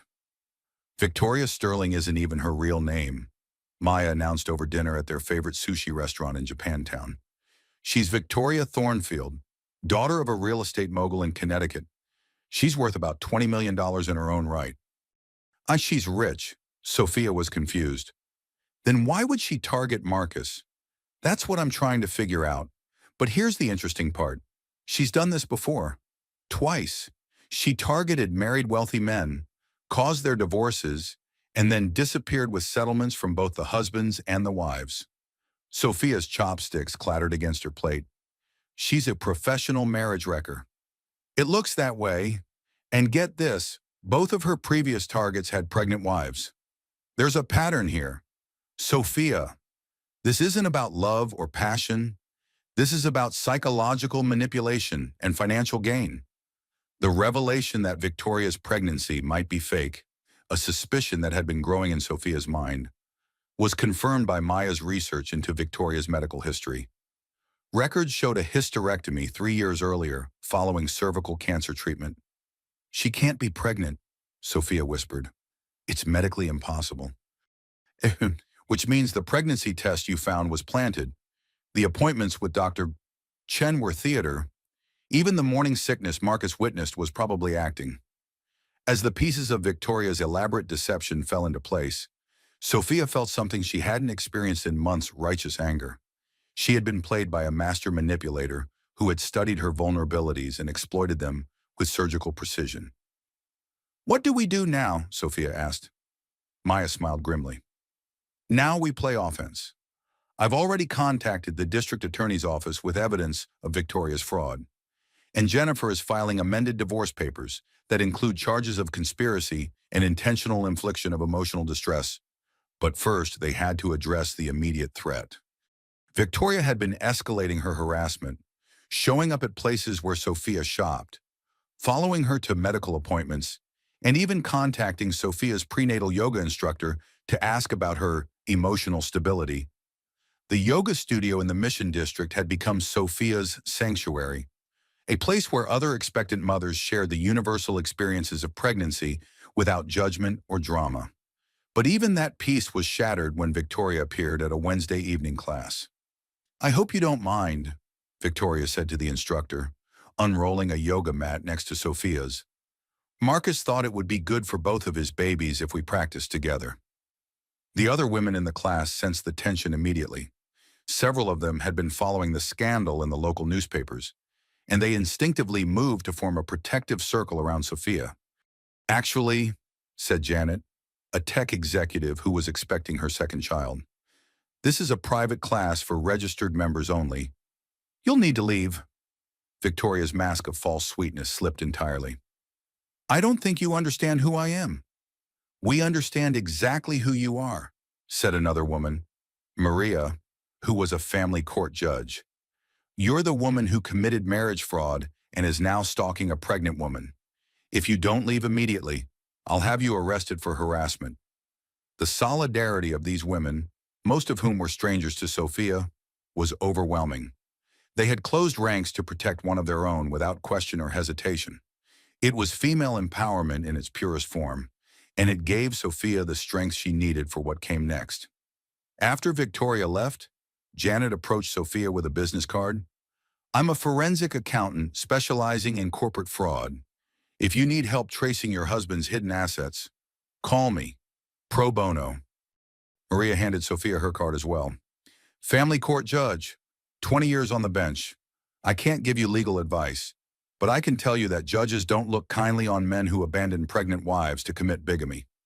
As Sophia drove home to her Marina District apartment, she realized that losing Marcus and Victoria had actually freed her to find something more valuable: a community of strong women who understood that sometimes sisterhood meant going to war together. But the war was far from over. That night, Maya woke Sophia with urgent news that would change everything they thought they knew about Victoria's motivations. "I found her college records," Maya said, laptop open on the kitchen counter. "Victoria Thornfield and Sophia Matthews both attended Stanford during the same years. You knew each other in college. Sophia, she didn't randomly target you. This is personal." Sophia stared at the computer screen, trying to remember a woman she had apparently known 20 years ago. And slowly, like a photograph developing in a darkroom, the memory began to emerge. The memory hit Sophia like a physical blow as she stared at Victoria's college photograph on Maya's laptop screen. Stanford University, class of 2005. Victoria Thornfield, not Sterling, had been in Sophia's advanced psychology seminar during their junior year. "Oh my God," Sophia whispered, sinking into a kitchen chair. "I remember her now. She went by Tori back then. Tori Thornfield. What happened between you two?" Maya asked, scrolling through old university records. The memory was painful to resurrect. 20 years ago, Sophia had been dating James Hendricks, a popular economics major who was president of their academic honor society. Tori had become obsessed with James, showing up wherever he and Sophia went, insinuating herself into their social circle, and eventually spreading rumors that Sophia was cheating on him with their study group partner. "She destroyed my relationship with James," Sophia said slowly. "She fabricated evidence that I was having an affair, showed him fake text messages, even staged a scene where she claimed she had seen me with another man. James broke up with me without even giving me a chance to defend myself. And then she started dating James the next week, but it didn't last long. By senior year, he had figured out what she had done, and he tried to apologize to me, but I was already with Marcus by then." Sophia's voice trailed off as the implications became clear. "She's been planning this for 20 years. Maya's research had uncovered more disturbing details. After college, Victoria had systematically tracked Sophia's life through social media and public records. She had known about Sophia's fertility struggles, her career sacrifices, her insecurities about aging, and her distance from family. When Victoria moved to San Francisco 3 years ago, she had deliberately joined Sophia's book club and ingratiated herself into their social circle. "This isn't about Marcus," Maya realized. "He's just collateral damage. This is about you. She's been planning to destroy your life since college." The revelation recontextualized everything. Victoria's fake pregnancy, her knowledge of Sophia's family history, her ability to manipulate Marcus. It had all been carefully orchestrated psychological warfare designed to inflict maximum emotional damage. But Maya's discovery also provided them with powerful legal ammunition. Premeditated fraud across state lines and spanning multiple years elevated Victoria's crimes to federal racketeering charges. The FBI's white-collar crime division was already investigating Marcus's embezzlement. Now they had evidence of a broader conspiracy. The phone rang at 6 a.m. the next morning.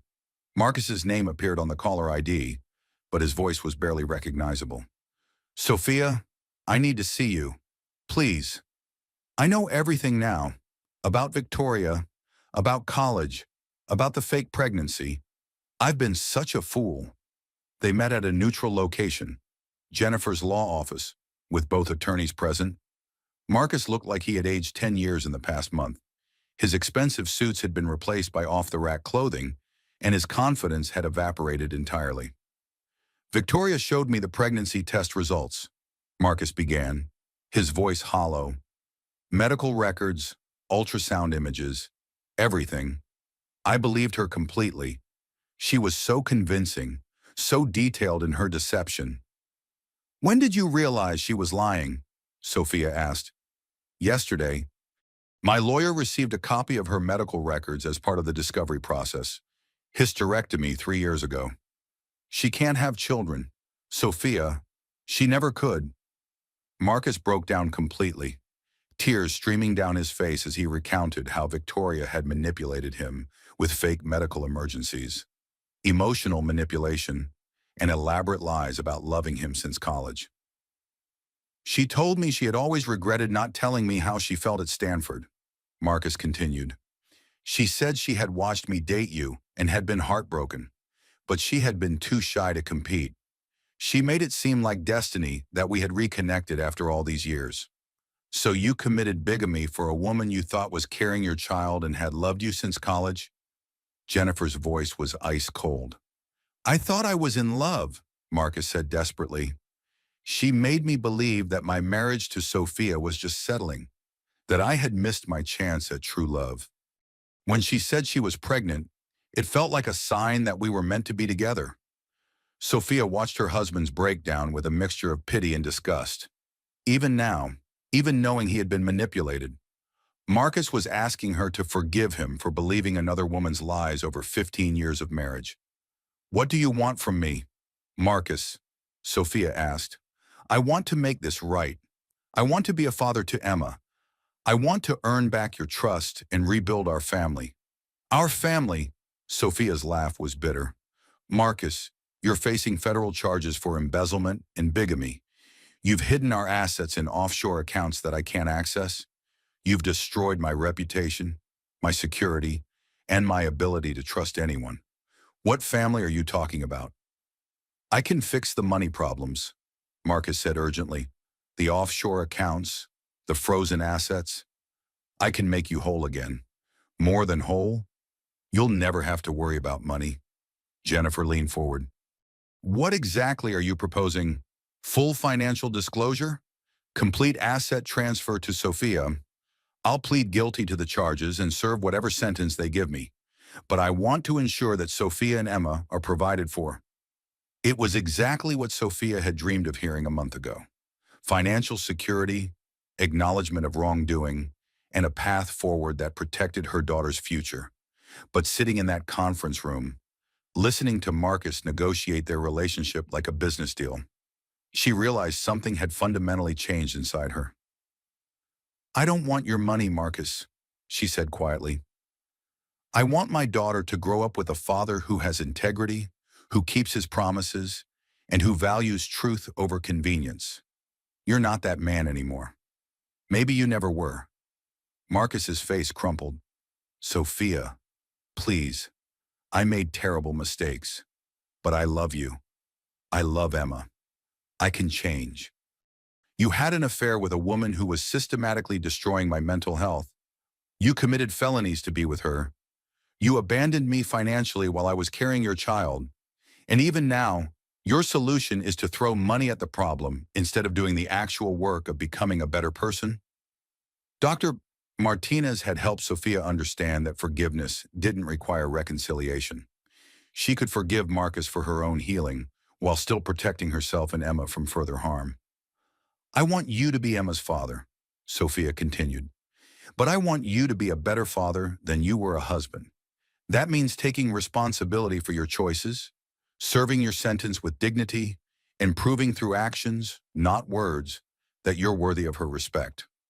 The meeting ended with temporary custody arrangements that would allow Marcus supervised visitations once Emma was born. Sophia would receive the primary residence, sufficient spousal support, and Emma's college fund would be protected in an irrevocable trust. But as they prepared to leave, Jennifer's phone rang with news that changed everything. Victoria's been arrested, Jennifer announced. FBI picked her up this morning at SFO trying to board a flight to Switzerland. Apparently, she's been transferring money from multiple victims to European accounts for years. Marcus went white. Multiple victims. The federal investigation found 5 other men she's defrauded using similar methods. You're not her first mark. Marcus, you're just her most recent and most profitable.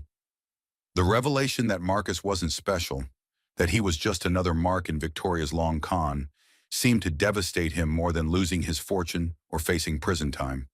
He had risked everything for a woman who had never cared about him at all. But for Sophia, Victoria's arrest felt like the first step toward justice.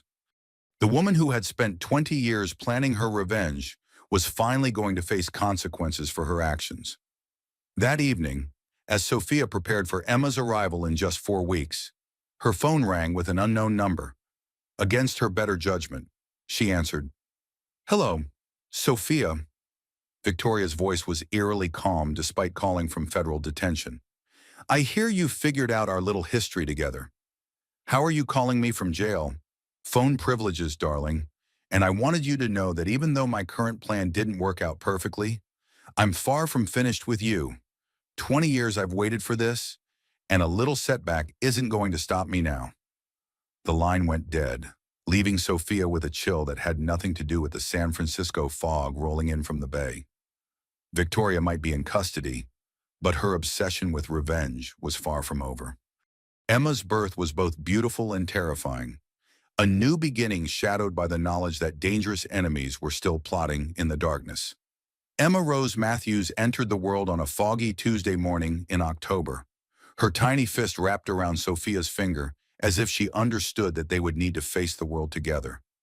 The delivery had been complicated by Sophia's stress-induced preeclampsia, but Dr. Chen's expert care had ensured both mother and daughter were healthy.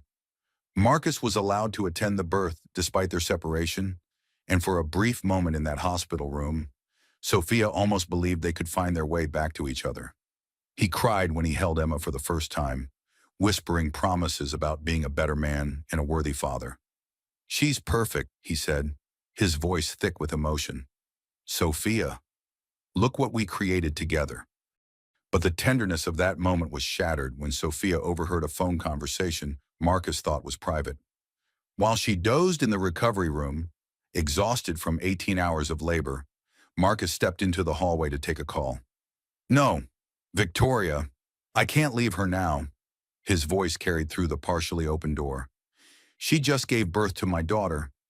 Give me 6 months to secure custody arrangements, and then we can discuss our future." The betrayal hit Sophia like ice water. Even now, even after everything they had learned about Victoria's manipulation and criminal behavior, Marcus was still planning a future with her. His reconciliation with Sophia was just another strategy to gain leverage in custody court. Maya, who had been dozing in the visitor's chair, saw Sophia's face and immediately understood. "What did you hear?" "He's still planning to be with Victoria," Sophia whispered, careful not to wake Emma. "This whole remorseful husband act is just to help him get custody." "That son of a bitch," Maya said quietly but with venom. "We're not going to let him manipulate you anymore." The next morning, as Sophia prepared to take Emma home to their Marina District apartment, Dr. Chen pulled her aside for a private conversation. "Sophia, I need to share something with you that's medically relevant, but also concerning from a legal standpoint. Marcus requested copies of all your medical records from your pregnancy, including psychological evaluations and notes about your stress levels." "He what?" "His attorney sent a formal request claiming they needed the records for insurance purposes. But given your custody situation, I'm worried they might be building a case to claim you're mentally unstable." Dr. Chen's concerns proved prescient. Within a week of Emma's birth, Marcus's legal team filed motions claiming that Sophia was suffering from severe postpartum depression that made her a danger to their daughter. They cited her emotional instability during the pregnancy, her paranoid behavior regarding Victoria, and her inability to maintain stable housing as evidence that Emma should be placed in Marcus's primary custody. The accusations were both false and devastating. Sophia's temporary move to the Marina apartment was characterized as housing instability rather than protective relocation. Her appropriate emotional responses to betrayal and fraud were labeled as mental illness. Even her decision to seek therapy was twisted into evidence of psychological problems. "This is textbook parental alienation tactics," Jennifer explained during an emergency meeting. "They're trying to weaponize your natural responses to trauma against you in custody court." But the most painful betrayal came from an unexpected source. Dr. Rebecca Martinez, Sophia's therapist, had been subpoenaed to testify about Sophia's mental health. While doctor-patient privilege protected the content of their sessions, Marcus's attorneys were arguing that the mere fact of therapy proved Sophia was unfit for custody. "I won't testify against you," Dr. Martinez assured Sophia, "but I want you to be prepared for them to question your judgment and emotional stability." The custody hearing was scheduled for December, just 2 months after Emma's birth. In the meantime, Marcus was granted supervised visitation rights 3 times a week, with a court-appointed monitor present during each visit. The visitations were torture for Sophia. Watching Marcus hold Emma, seeing his genuine love for their daughter, made it harder to maintain her resolve about ending their marriage. And Marcus, sensing her vulnerability, used every moment to try to win her back. "Look how happy she is with both of us here," he would say during handoffs. "Emma needs both her parents together. We could be a family again. Sophia, we could start over." But Maya had been conducting her own investigation into Marcus's claims of reformation. What she discovered was more devastating than his original betrayal. "He's been visiting Victoria in federal detention," Maya announced during one of their evening conversations. 3 times a week, every week since she was arrested." Sophia's blood ran cold. "He's visiting her in jail. More than that, he's been putting money in her commissary account, paying for her legal fees, and according to the visitor logs, sometimes staying for the maximum allowed visiting time." The evidence of Marcus's continued relationship with Victoria was irrefutable. But it also provided Sophia with the ammunition she needed for the custody hearing. No judge would award primary custody to a man who was supporting his criminal co-conspirator while claiming to have reformed. But Victoria wasn't finished with her campaign of psychological warfare. Even from federal detention, she had been orchestrating a final assault on Sophia's mental health and maternal fitness. The attack came through Emma's pediatrician, Dr. James Walsh, a kind and competent physician who had been treating Emma since birth. Victoria had somehow obtained his contact information and had been calling his office claiming to be Marcus's wife and Emma's stepmother. She's been asking detailed questions about Emma's health, requesting copies of medical records, and even suggesting that you might be neglecting the baby's care. Dr. Walsh explained during what he thought would be a routine checkup. "She's not Marcus's wife," Sophia said firmly. "She's a convicted criminal who's been stalking our family." Dr. Walsh's expression grew concerned. "Mrs. Matthews, I need to document this conversation for Emma's protection. If there's a custody dispute involving false identity claims and potential child endangerment, I'm required to report it to Child Protective Services." The words hit Sophia like a physical blow. Victoria's manipulation had now triggered a CPS investigation that could result in Emma being removed from her care entirely. The systemic betrayal was complete. Everyone from Marcus to the legal system to the medical establishment was being turned against her by a master manipulator who understood exactly how to exploit institutional biases against single mothers. That night, alone in her apartment, with Emma sleeping in the crib beside her bed, Sophia felt the weight of complete powerlessness. She had lost her husband, her home, her financial security, and now potentially her daughter. Victoria's 20-year campaign of revenge was succeeding beyond her wildest dreams. But as she watched Emma's peaceful breathing, Sophia felt something stronger than despair rising within her. This wasn't just about her anymore. It was about protecting her daughter from the toxic legacy of deception and manipulation that had defined Sophia's marriage. The phone rang at midnight. Marcus's name appeared on the caller ID. "Sophia, I need to tell you something." His voice was different, urgent, and frightened. "Victoria's not who we think she is. I found something in her belongings that changes everything." "What are you talking about?" "Marcus. She's been documenting everything. Photos, recordings, detailed notes about how to destroy you. It's not just revenge from college. She's been planning this specific outcome for years. And there's more. She's pregnant. Sophia, not by me, but she is actually pregnant this time." The news that Victoria had been lying about her pregnancy was almost too much to process. But before Sophia could respond, she heard Victoria's voice in the background of Marcus's call. "Hello, Sophia," Victoria said, somehow having gained access to Marcus's phone. "Miss me?" The realization that Victoria was no longer in federal detention, that she was free and with Marcus, sent ice through Sophia's veins. Emma stirred in her crib, and Sophia's maternal instincts kicked into high gear.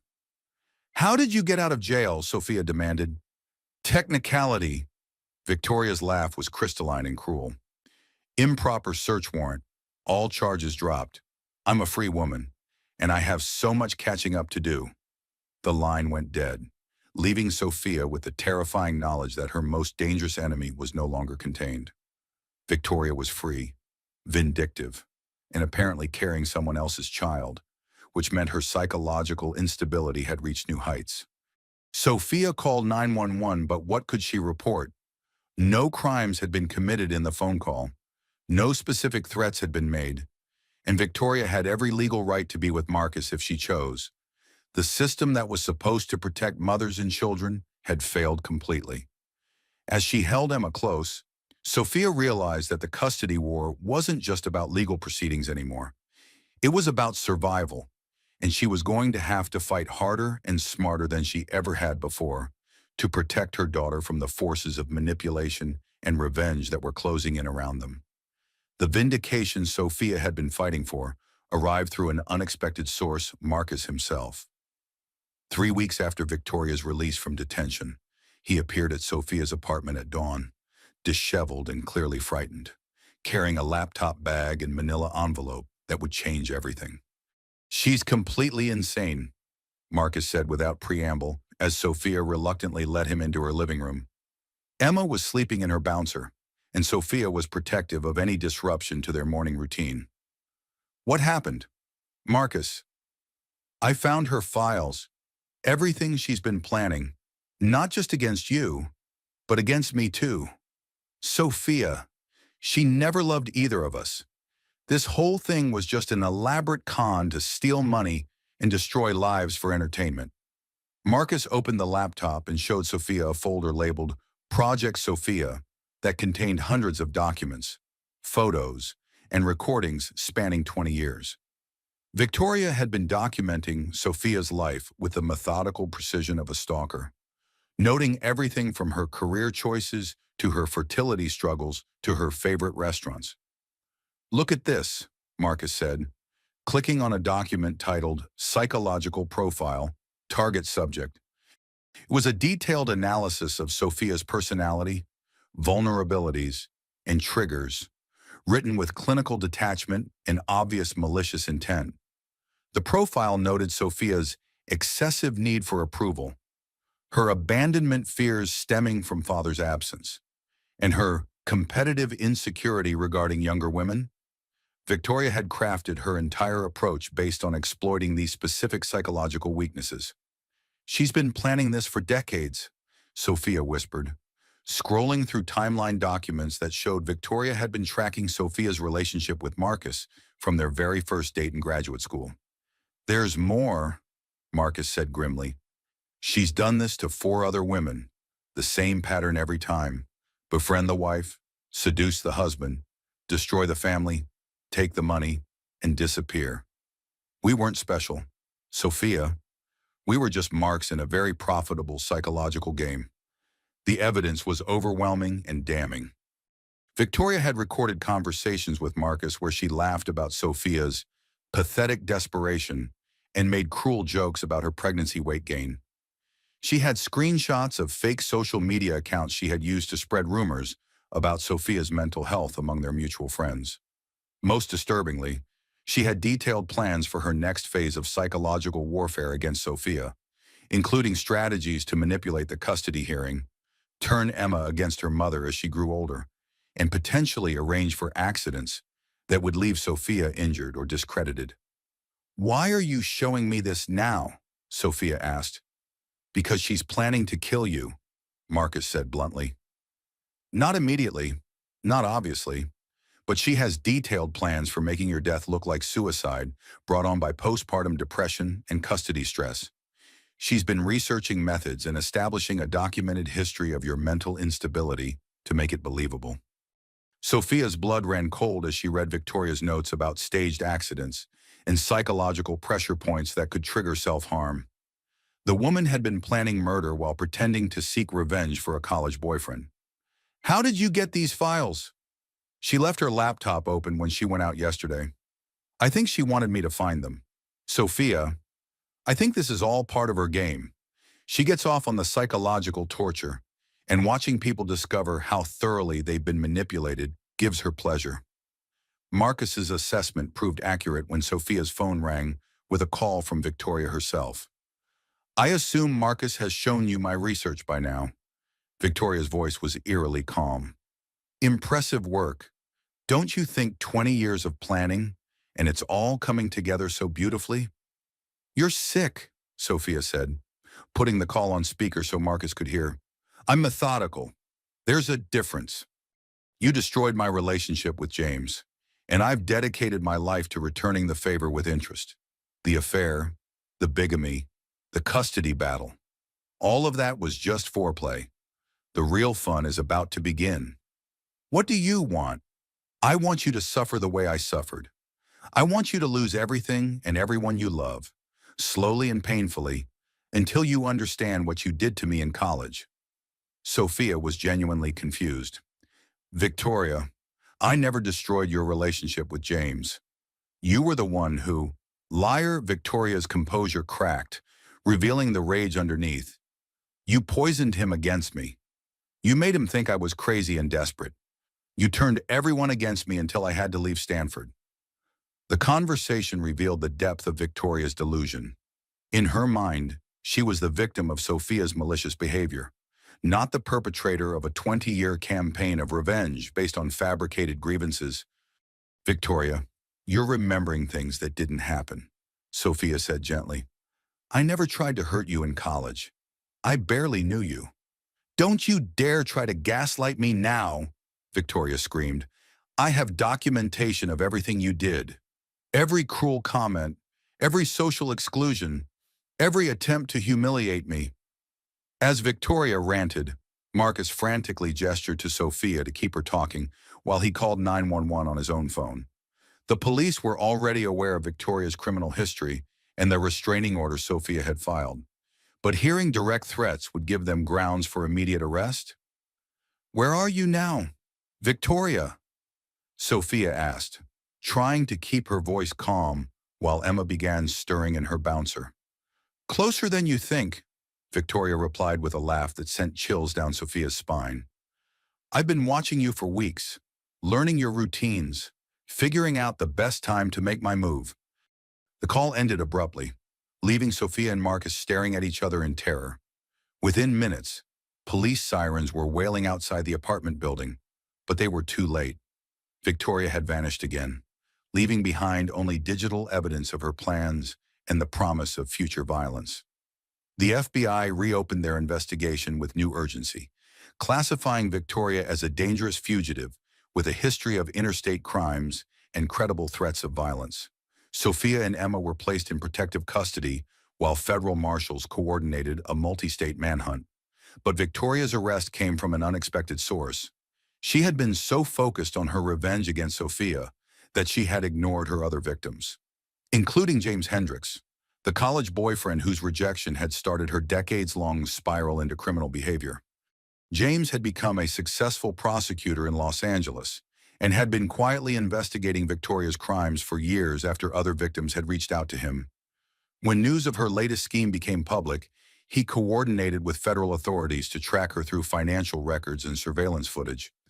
Victoria was arrested at a plastic surgery clinic in Mexico, where she had been attempting to alter her appearance before fleeing to a non-extradition country.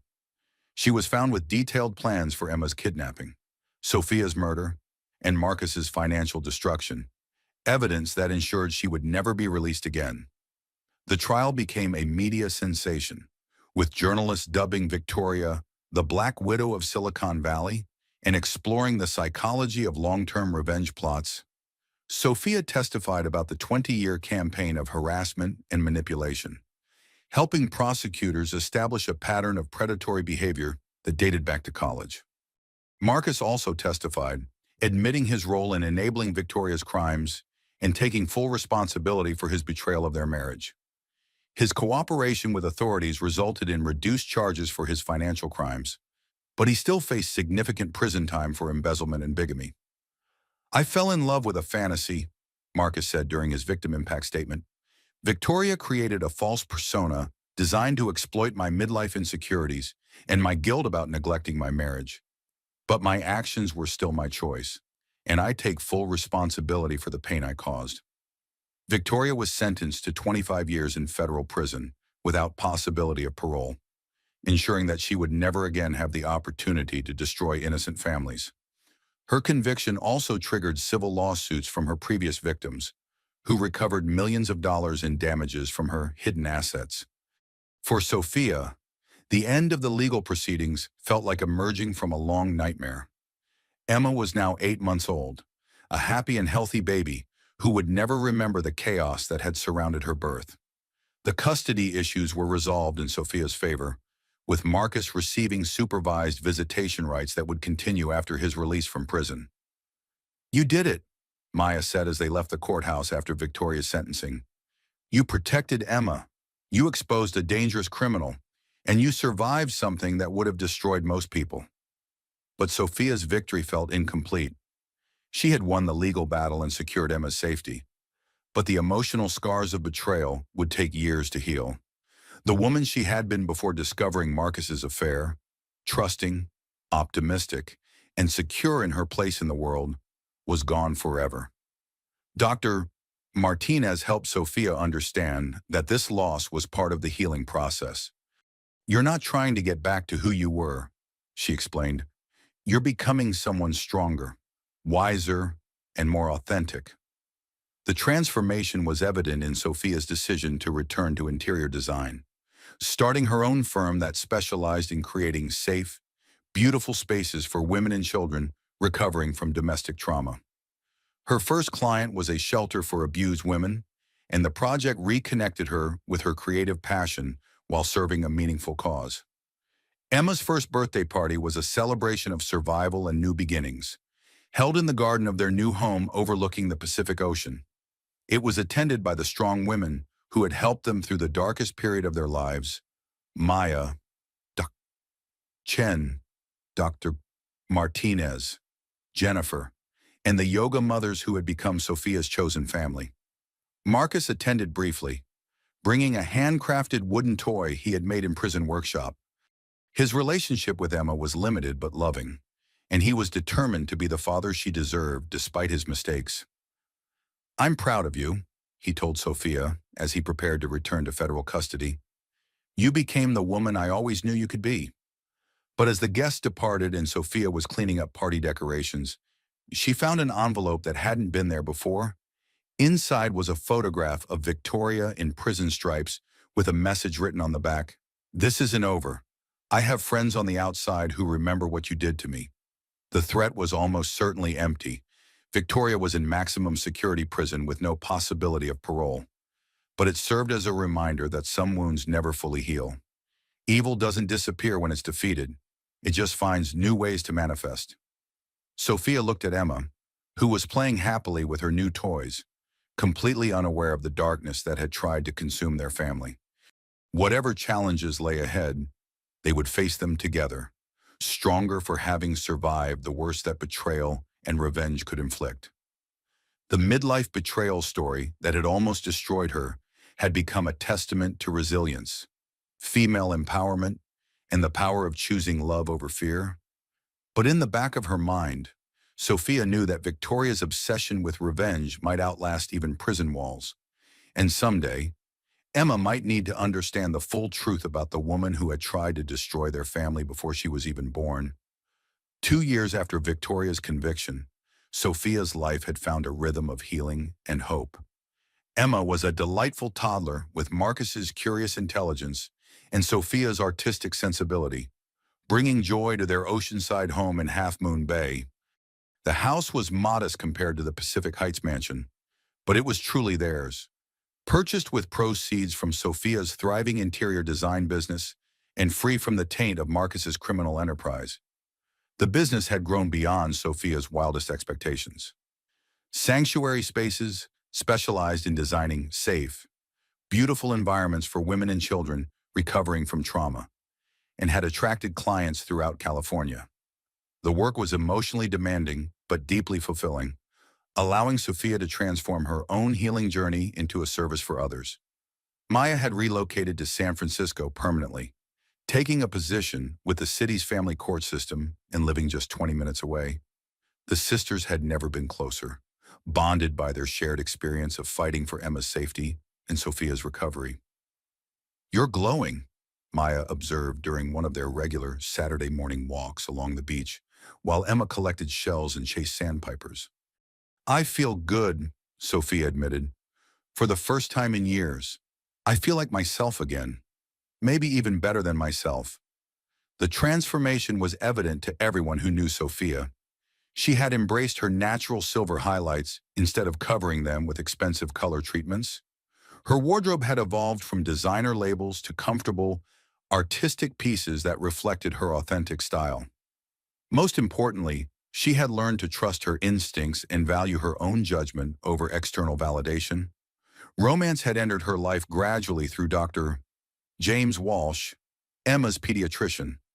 Their relationship had developed slowly over months of medical appointments and casual conversations, built on mutual respect and shared values rather than passion and drama. James was recently divorced himself, with 2 teenage children who adored Emma and treated Sophia with genuine warmth. "I love that he fell in love with me as a mother first," Sophia told Dr. Martinez during one of their monthly maintenance sessions. He saw me at my most protective and vulnerable, covered in baby spit up and exhausted from sleepless nights, and he thought I was beautiful. The contrast with Marcus couldn't have been starker. Where Marcus had fallen for Sophia's youth and potential, James loved her strength and wisdom. Where Marcus had been threatened by her independence, James celebrated her success and encouraged her ambitions. Marcus himself had changed dramatically during his incarceration. His letters to Sophia were thoughtful and remorseful, focusing entirely on Emma's well-being and his hopes for rebuilding their father-daughter relationship when he was released. He had completed addiction counseling, anger management, and financial responsibility programs, genuinely committed to becoming a better person. I wasted 15 years trying to be someone I thought I should be instead of figuring out who I actually was. He wrote in one particularly insightful letter, "Prison gave me the gift of time to face myself honestly, and I don't like what I found, but I'm working every day to become someone Emma can be proud of." The supervised visitations had evolved into a genuine co-parenting relationship built on mutual respect and shared love for their daughter. Marcus would never be Sophia's romantic partner again, but he had become a reliable father and even, surprisingly, a trusted friend. Emma's second birthday party was a celebration of their unconventional but loving extended family. James and his children helped with decorations while Maya coordinated catering. Even Marcus attended on a supervised release program, bringing Emma a handmade dollhouse that showcased his newfound woodworking skills. "Look, Mama," Emma squealed, running to show Sophia a tiny wooden rocking chair that Marcus had crafted for the dollhouse. "Daddy made this for Emma's babies." Watching her daughter play with toys made by her incarcerated father while being adored by her new stepfamily was surreal. But Sophia had learned to embrace complexity rather than demanding simple narratives. Life was messy and beautiful and unpredictable, and that was okay. As the party wound down and guests departed, Sophia felt genuinely content for the first time since before discovering Marcus's affair. Emma was healthy and happy, surrounded by people who loved her unconditionally. Sophia's business was thriving. Her relationship with James was deepening naturally, and even her co-parenting relationship with Marcus had found stable ground. But as she collected paper plates and birthday decorations from their garden, Sophia noticed an envelope tucked under one of the patio chairs. Her name was written in elegant script on cream-colored stationery, expensive paper that seemed familiar but out of place at a child's birthday party. Inside was a photograph of Victoria in prison, but she looked different. Her signature blonde hair had been dyed dark brown, and she appeared to have lost significant weight, but her eyes held the same calculating intelligence that had made her so dangerous. The message on the back was brief but chilling. "Did you really think prison could contain someone like me? I've had 2 years to plan our reunion, and I've made some very interesting friends. Emma is beautiful, by the way. She looks just like you did at that age." Sophia's blood ran cold as the implication sank in. Victoria had somehow obtained recent photographs of Emma, which meant she had surveillance capabilities despite being incarcerated in maximum security prison. The threat wasn't theoretical. It was immediate and credible.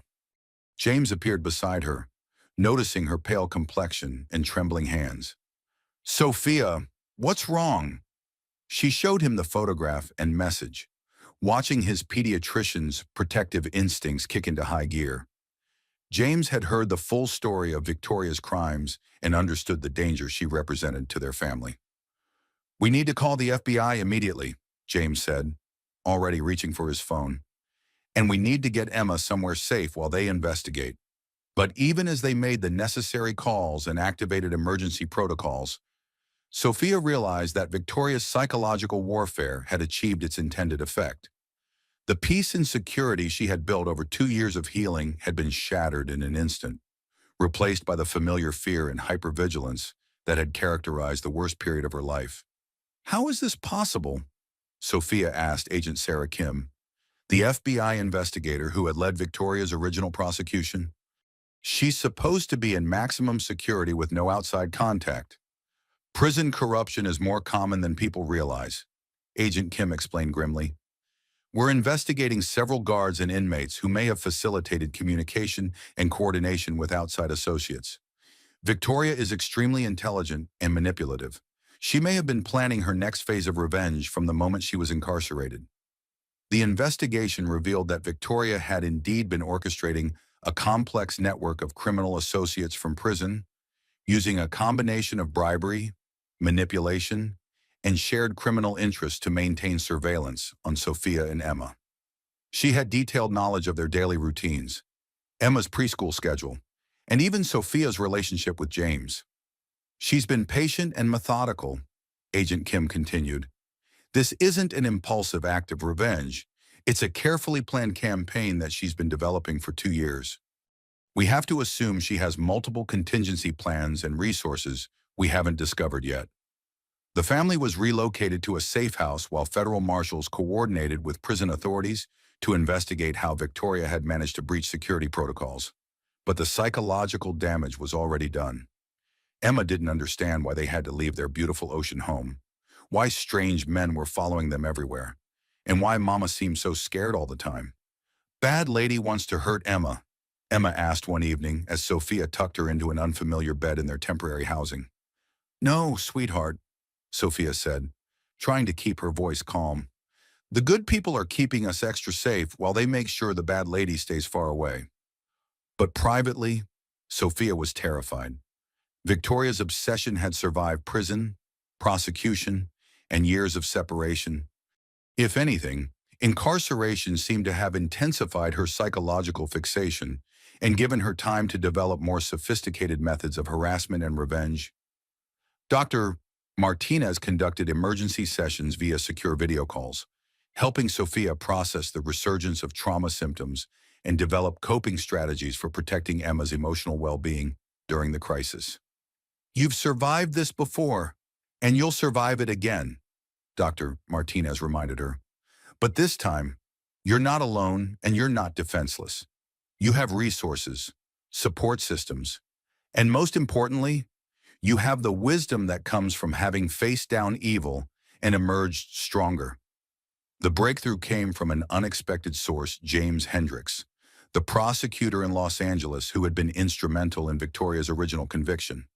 He contacted Agent Kim with information that changed everything. "Victoria has been in contact with me," James reported.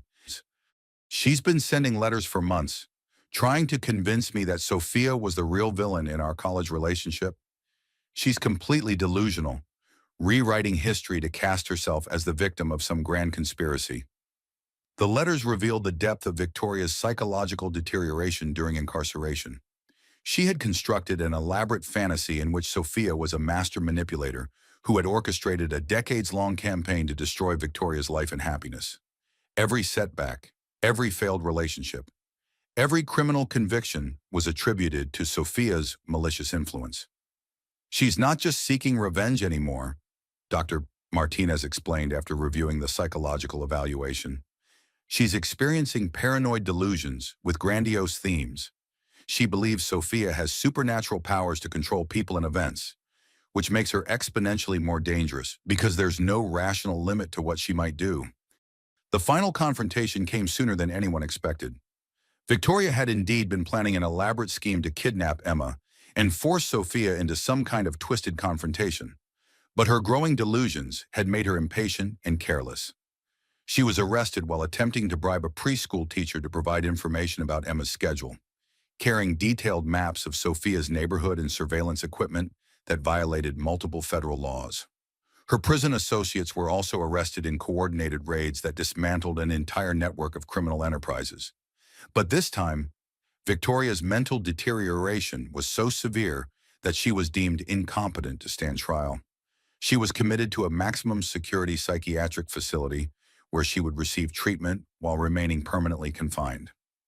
The facility specialized in patients with violent tendencies and delusional disorders, making escape virtually impossible. "It's over," Agent Kim assured Sophia during their final debriefing. "Victoria will never be free again, and her ability to coordinate criminal activities has been completely eliminated. You and Emma are safe to return to your normal lives. But as Sophia prepared to return to their ocean home with Emma, she knew that their lives would never be entirely normal. Victoria's final obsession had taught her that evil doesn't simply disappear when defeated. It evolves, adapts, and finds new ways to manifest. Standing on their deck overlooking the Pacific Ocean, with Emma playing at her feet and James preparing dinner in their kitchen, Sophia felt the complex mixture of gratitude and vigilance that would probably define the rest of her life. She had survived betrayal, fraud, psychological warfare, and stalking to build a beautiful family with people who truly loved and valued her. The phone rang, and Sophia's heart skipped a beat, a conditioned response that might never fully disappear. But it was Maya calling with news that their mother wanted to visit and meet her granddaughter for the first time. "She's been following the news coverage," Maya explained. "She's proud of how strong you've been, and she wants to make amends for not being there when you needed family support." As Sophia looked out at the sunset painting, the ocean in shades of gold and crimson, she realized that Victoria's greatest failure had been underestimating the power of love to triumph over revenge. Every attempt to destroy Sophia's happiness had ultimately led to deeper connections, stronger relationships, and a more authentic life. Emma toddled over with a sand dollar she had found earlier, holding it up like a treasure. "Pretty, Mama. Very pretty. Baby girl," Sophia agreed, lifting Emma into her arms and holding her close. The future would bring new challenges, unexpected joys, and probably a few more surprises.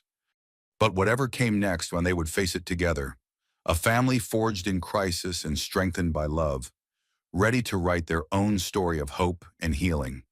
And if Victoria's shadow ever threatened to darken their doorway again, Sophia would be ready. She had learned that the best revenge against those who try to destroy your happiness is to live fully, love deeply, and refuse to let fear dictate the boundaries of your life. The midlife betrayal story that had nearly destroyed her had ultimately become a testament to the power of resilience, female empowerment, and the unbreakable bonds between mothers and daughters. Emma would grow up knowing that her mother had faced down the worst humanity had to offer and emerged victorious, teaching her that strength isn't the absence of fear, it's choosing love and hope in spite of the darkness. As the stars appeared over the Pacific Ocean and James called them in for dinner, Sophia whispered a promise to her daughter and to herself. "We survived, baby girl. We more than survived. We won."